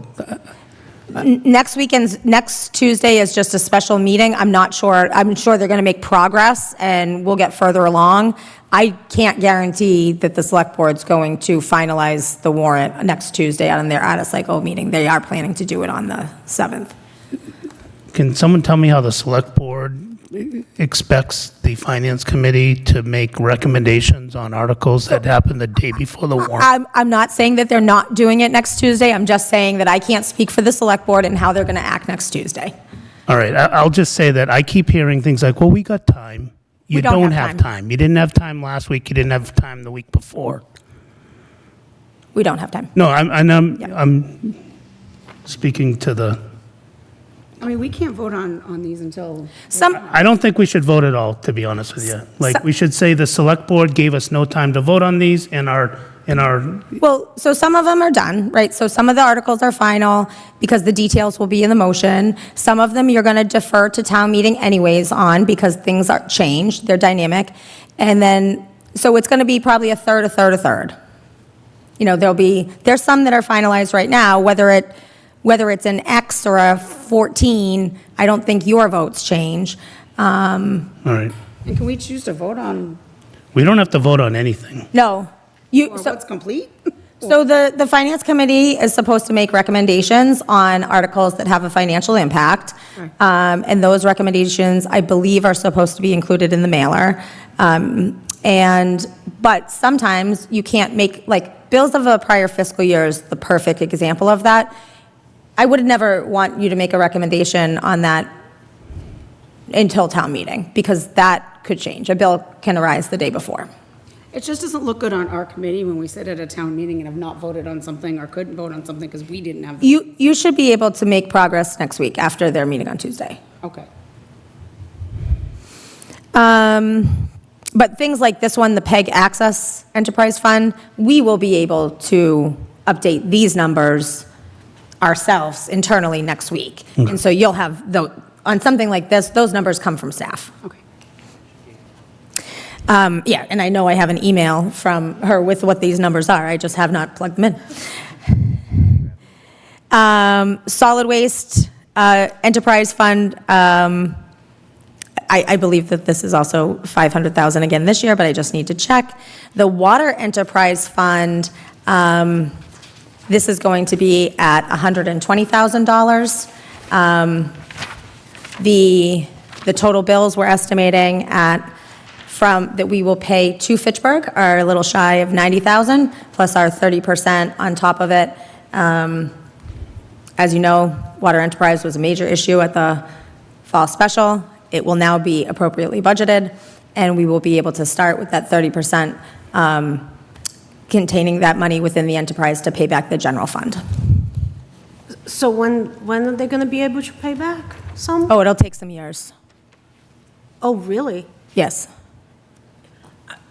I thought once the initial bills were paid, we would recoup most of the money. No. No, it's going to take a while to pay this back to the general fund.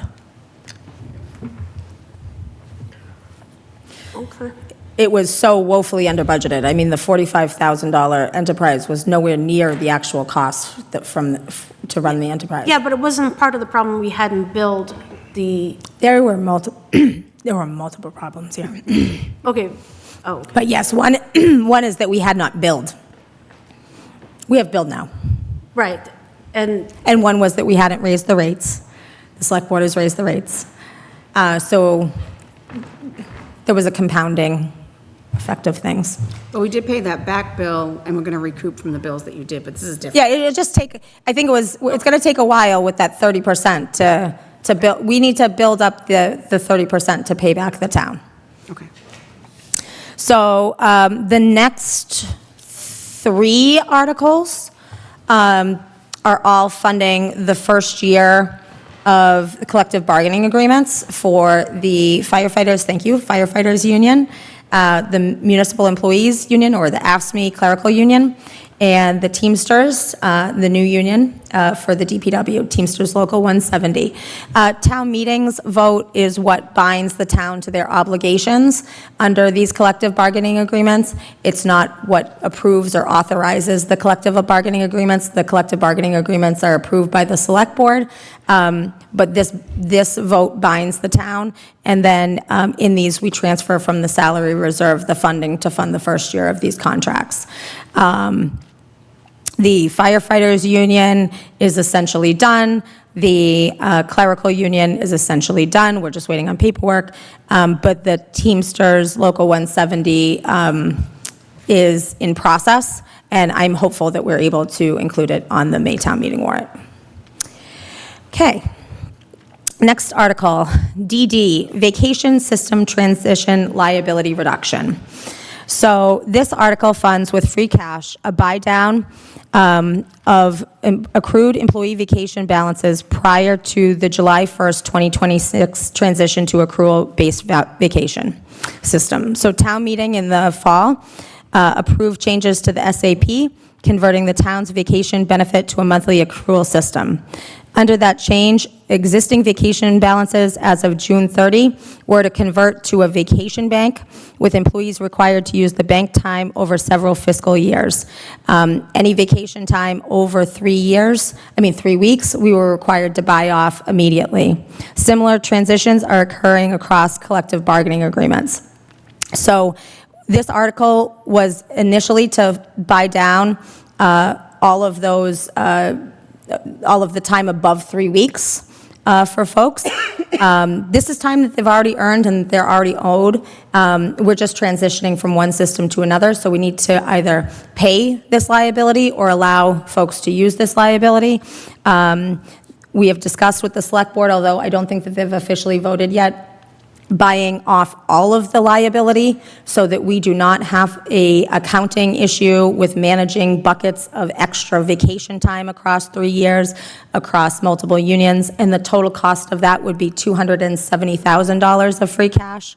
The other benefit of this is that we would be buying this in today's dollars, and that we would immediately be transitioning over to the accrual system without living between two worlds. So the change of the systems has already been voted. This is to buy off that liability. And I understand that, from looking at your faces, that this is confusing. Mike, is this right? This is gonna be an attempt to buy off the vacation time, but if not, they're gonna have to use it or lose it over. Not lose it, so. Over several years, or. So this is time that so the way that the town was operating is that you would work for up to a year, and you would not have any vacation time whatsoever, and then on July 1st, you get dropped an entire bucket of all of your vacation time for the upcoming year.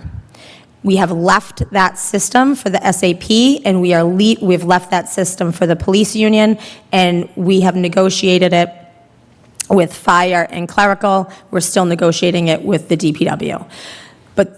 So these folks will all start accruing vacation on July 1st. So that's going forward. But we still have to handle the time that would have otherwise dropped on July 1st that they've already earned. And so we must buy back anybody that earns over 3 weeks of vacation. We must buy back that amount. Everybody that has 3 weeks or under, we spread that amount over three years, managing it differently, managing it in a separate bucket. They essentially get extra, although it's not extra, they've already earned it, vacation time, but we have to monitor that, track that as we burn it down across the unions. And that liability somewhat, not substantially, but grows as the actual dollars grow from fiscal year to fiscal year in the salary. So $270,000 clears every municipal employee's liability in the transition of systems. And so everybody would start on July 1 just accruing and no buckets of time. What does the monitoring of this work fall to, HR director? No, payroll and benefits coordinator. Okay. It's a lot. It is a lot, but also if we buy off the liability, we don't have to track and monitor this over the years. They can just reaccrue. So that's right. So right now they get drops. They accrue for a year and they get drops now, but we owe them that time as of July 1st. They've already earned it. Understood. So now going forward, July 1st, everybody's moving to an accrual system where they can accrue, can use it in the red. It's not indexed to a fiscal year, it's a continuous accrual, and it caps off once they have their annual accrual plus 1 week. But that's going forward, so we still need to handle this liability that's owed on July 1st. Understood. I mean, it's just, but they can still just keep accruing. I mean, it's just kind of went to a different system, so we have to pay them off for that old system and. Right. Yeah. Otherwise, so I guess to kind of respond in a different way, if we didn't separate it out into buckets, and let's just take an employee that has 3 weeks vacation. So under the new system, if we didn't do this kind of either buy it off or spread it out in buckets, and we were just going to handle it all in 1 year, on July 1st, they'd have their drop of the 3 weeks that they have earned from the year before. Then they'd start accruing at a rate of 3 weeks. So if they took no vacation time by the end of that year, they'd have 6 weeks. If they took all their vacation time in that year, they're taking 6 weeks. So we cannot afford to have, especially fire, DPW, police, taking essentially double their vacation because of the costs of the backfill. So that's why we have to spread out that liability over the 3 years, but in this way, we can just buy it off. Gotcha, okay. Did that help? Yeah, no, I get it. I'm going to need pictures. It's just a. Aren't the hours capped? Under the new system, the hours are capped at your annual accrual plus 1 week. But we still have to deal with the liability that would have dropped on July 1st. All right, amendments to the salary administrative plan. So changing the title, there's some of assistant town manager, HR director to HR director. Assistant town manager, we'll need to add the new positions here as well, DPW junior engineer, and full-time recreation director will all need to be added to the SA. Well, no, yes, full-time recreation director as well will all need to be added. Article FF has been withdrawn, withdrawn, relative to the mosquito control program. Article GG. Wait, you withdrew the mosquito control program. I thought we were going to get your vote on it. I think the select board, did you not? Well, I mean, the public vote, like the. No. I think you deferred it. Did you defer? I will say that a substantial amount of select board members gave an indication that they were not in favor of including it on the warrant. I can't recall. But we want to know if town meeting is in favor of it. Like, Chris, do you see in the warrant article tracking that I shared with you in your spreadsheet, the warrant article tracking? You're my secretary now. Thank you, Mr. Chairman. The warrant article tracking sheet that you had me send you? It's purple and pink. Is it in the SharePoint or the? I don't. Search warrant article tracking, because it will indicate whether the select. Yeah, but. Included I mean, it already. I think it's a fair thing to let people, we were talking, this is an article that you brought forward. I did. And one that you believe, should be taken into consideration. I still do. So I would like to see this forward. It has a financial impact. And I hear, you guys got a sales pitch from the guy who gets paid. You didn't vote? You did not vote? Oh, you did not vote. Okay, so. Yeah, you haven't voted yet. Yeah. I make a strong recommendation to bring this to town meeting. Let us vote on it. I make a strong recommendation to withdraw it. So I don't agree. What? I don't think we should be bringing this. Not let the people vote? Sure. No, I don't. We've not discussed it enough. We have not had the ramifications of that. No, I don't think it should go forward. Well, Okay, Article GG, Notice of Town Meeting. So this is similar to the article that was at the special town meeting about the mailer and the Notice of Town Meeting. I know that Lou Franco and Cesar Nizzolo and I believe some folks at the Council on Aging did some work on this, on the language of this article to address the concerns that were raised at the fall special. And And so this is bringing this article back again. Similarly, Article HH brings back the transfer of the care, custody, and control of Kids Kingdom and the land it is on from the school committee to the select board with the support, joint support of the school committee as well this year. The Open Space Committee has an article, and I think I need to swap out some of the language in this. They had some revisions, but essentially making the Open Space Committee an official committee codified in the bylaws of the town of Lunenburg, as opposed to an ad hoc committee of the planning board. And the eminent domain article relative to Flat Hill Road Bridge is not going to be required because although we need to go through the eminent domain process, the eminent domain vote that you took at a previous town meeting still gives this select board authorization to proceed with eminent domain. And this is around its temporary easement for one of the parcels abutting Flat Hill that we need access to after those easements expire. And we cannot get agreement from the property owner, so unfortunately we have to go this route. All right, were there any final questions on any of the warrant articles?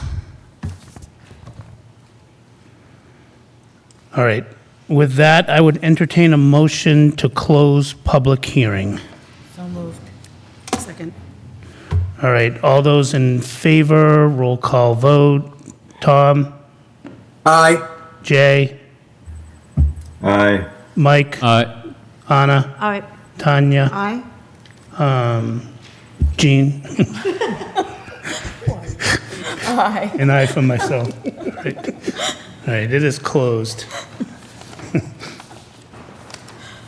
All right. Okay, so I'm going to say we're not voting on articles tonight. So the question is, I think the only article I'm kind of opposed to at this stage is the one from the trust funds. So other than that, I'm okay if you guys vote without me next week. Even the mosquito one? If, Well, I'll we make- know your recommendation. yeah, I don't think it's going to go on, to be honest with you, because I watched the select board meeting, and I think that the services are much higher than, mosquito control, and they do a lot of things that would then be pushed onto Bill and other things, so, yeah. All right, so we'll schedule for next week, next Thursday, votes on articles. The next one up is the Finance Committee report, and I worked on that a little bit today. The approach I took was to take last year's format and just kind of update it for this year. Now, remember, last year there was kind of 5 major articles that we were tracking. So we had like the Marshall Park, we had the town hall, we had an override, and there were a couple other kind of bigger articles in there. This year, in my opinion, there's kind of 2 primary articles that are really need people to focus on. It's not to say the others aren't important, but certainly the omnibus budget and then the Tier 1 and Tier 2 overrides. So the way it's written right now assumes that Tier 1 and Tier 2 are on the same article. If that changes next week, then we would just break that out in the report.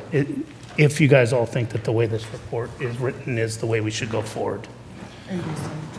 It's in the SharePoint. I then make mention at a high level of the Proposition 2.5 in the,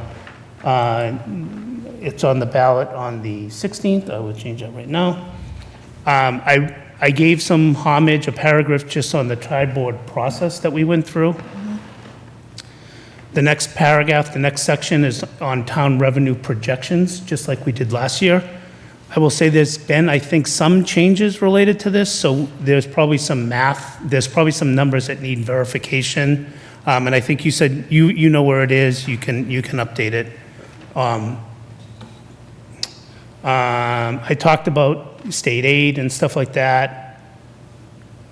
Then I start into the Proposition 2.5 override and operations. So I go over just kind of, there's 2 tiers, one called core, one called restorative. I put in the values associated with the town and the school departments and the totals. I then created a table that shows the impact of those. And this is where we're going to need help, again, to make sure that I got all the numbers right. I used the assessed values that we used 2 years ago during the override, so 250, 350, 450. I think I put in the median at 517, 296 and put it in bold. I may not have referenced why it's in bold, but that's the average, not the median, the average. And I went all the way up to like 1.55 million for some reason, which right now, if my math is right, is over a $2,500 increase for tier 2. I wrote a note here in yellow that says that, how I did it and that sort of thing. There's also some notes in the Excel spreadsheet. I then put in, and this is where I think we got to have some discussions. I kind of put in a paragraph by department to describe the balance, the tier 1 and tier 2 operations. But that's all I have as a statement, is says someone needs to describe balance tier 1 and tier 2 operations. Alternatively, we could just link to other artifacts, like the school committee has, the superintendent mentioned that she has a live, website that kind of shows those impacts. I think town manager, you're going to have something We should be similar. live within a week, I believe. Okay, so this is where there would be some major work required by someone, and not me, just because I won't have the ability to do it next week, to fill those in. Is this something that could come from your presentation, like the town side? Because like a lot of that's already broken Yeah, down. I feel like you went over a lot of this tonight. Yeah, and that's why I say, like, the details would be there if there's it's hard to summarize probably, even, but in here I had like facility and recreation department, right? Basically, I would describe the balanced budget as saying we are getting rid of the rec department. We are slowly saying that there's no need for a rec department in the balanced budget. Tier 1 says that we're keeping kind of the way we are today. In tier 2, would say that, we're actually moving in the direction we had planned to move towards a full-time and trying to make it self-funding and stuff like that. But there's a lot to summarize for things like school and fire department and police, et cetera. And we have like a week and a half. We really have a week to get this done. Ideally, we should vote on this next week. Okay? But this is where I need help. Okay? I need someone to kind of take it from where it is today and fill this in. Alternatively, we work it past the 8th and it just doesn't get into the warrant article, which I think is less than ideal, to be honest with We you. can all work on it and then come to a conclusion next week. So we really can't do that, unfortunately. So what needs to happen is only 3 people can work on it. Okay. Otherwise, we're deliberating offline through some crazy, stupid open meeting law violation. So now certainly I will at this point kind of turn it over, but if there's, if you want to. Well, ask Jay, Tom, if they're interested. I have no problem doing the bottom, everything but the school department. I can take what town manager gave us, try to put something together, word it up a little bit, make it sound good, and then, but the school side, I'm not good at that. Okay. Does someone else want to take the school side?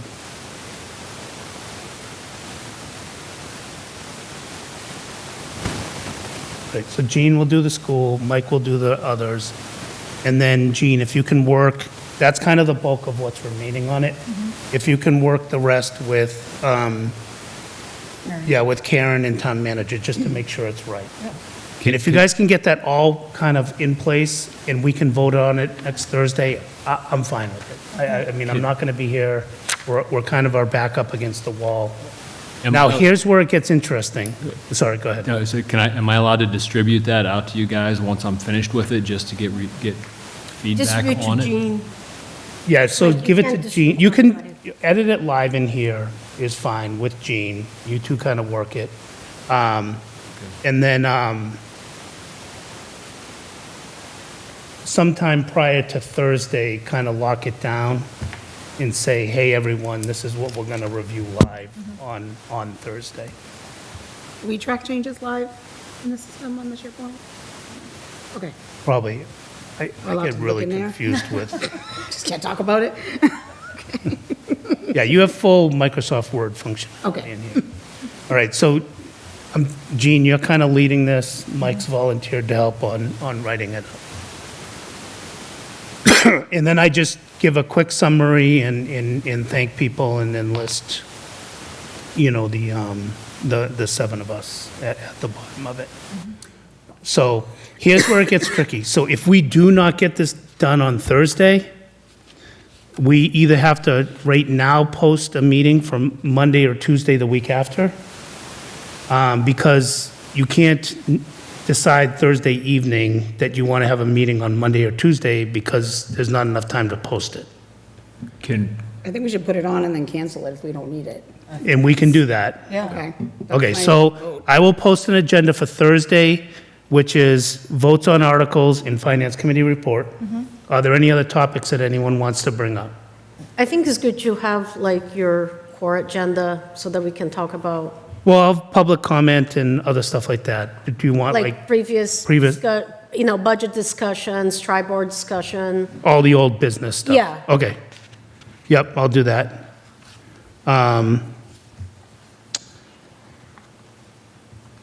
Okay, so then it comes down to, do we want to do it Monday or Tuesday of the following week? So the 6th or the 7th? I'd prefer Monday. Tuesday, I travel every day, so. Okay. I prefer Monday as well. Yeah. Any preference, Jay or Tom? Okay, so I will schedule something. Monday, okay, so I will schedule something for Monday, the 6th, and I will probably just do it Zoom. I'll do it as a Zoom meeting, so a completely virtual meeting. Okay. Which means ideally we've gotten through most of the votes at that point, et cetera. Jen has a tracking sheet that's in the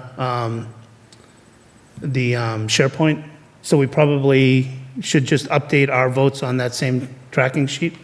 Okay. My one comment, Chris, I very, very much appreciate this table of how much it's going to cost residents based on their house Okay, value. yeah. I think that this should be made public as a one-pager. There's nothing stopping us from like getting it out, Just you like know. having it on the table at town meeting, people can look at it, Yeah, you yeah, know, like in the packet, whatever. okay.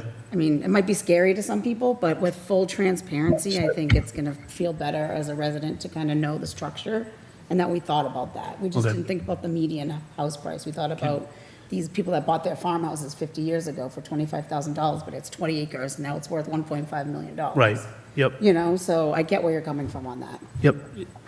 Okay, so the other alternative that could be done on Thursday is that you all vote to accept, you know, pending final revisions by, you know, like Jean or I or something like that. Then we don't have to have a meeting. We don't violate the spirit of any of the discussions that were there, but you trust us to make final revisions to a document outside of Thursday and get it to town manager for publications.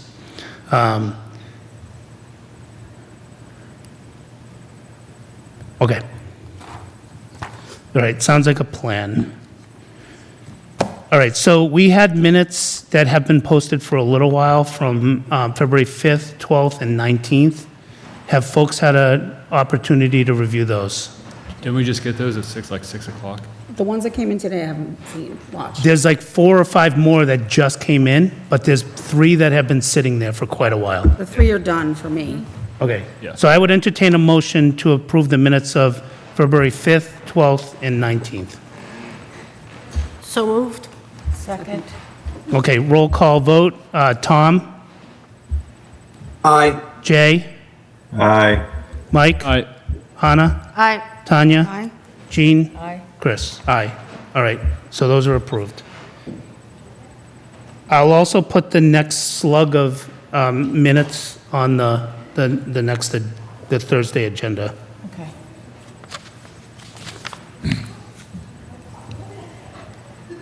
Okay, are there any committee reports? All right, any actions or topics for future meetings? We kind of talked about that. Finance Committee, April 2nd, yep, and then maybe the 6th, okay. Any final public comment from the public? All right, any final public comment from the committee? Yeah. Oh, wait, do I have a hand up?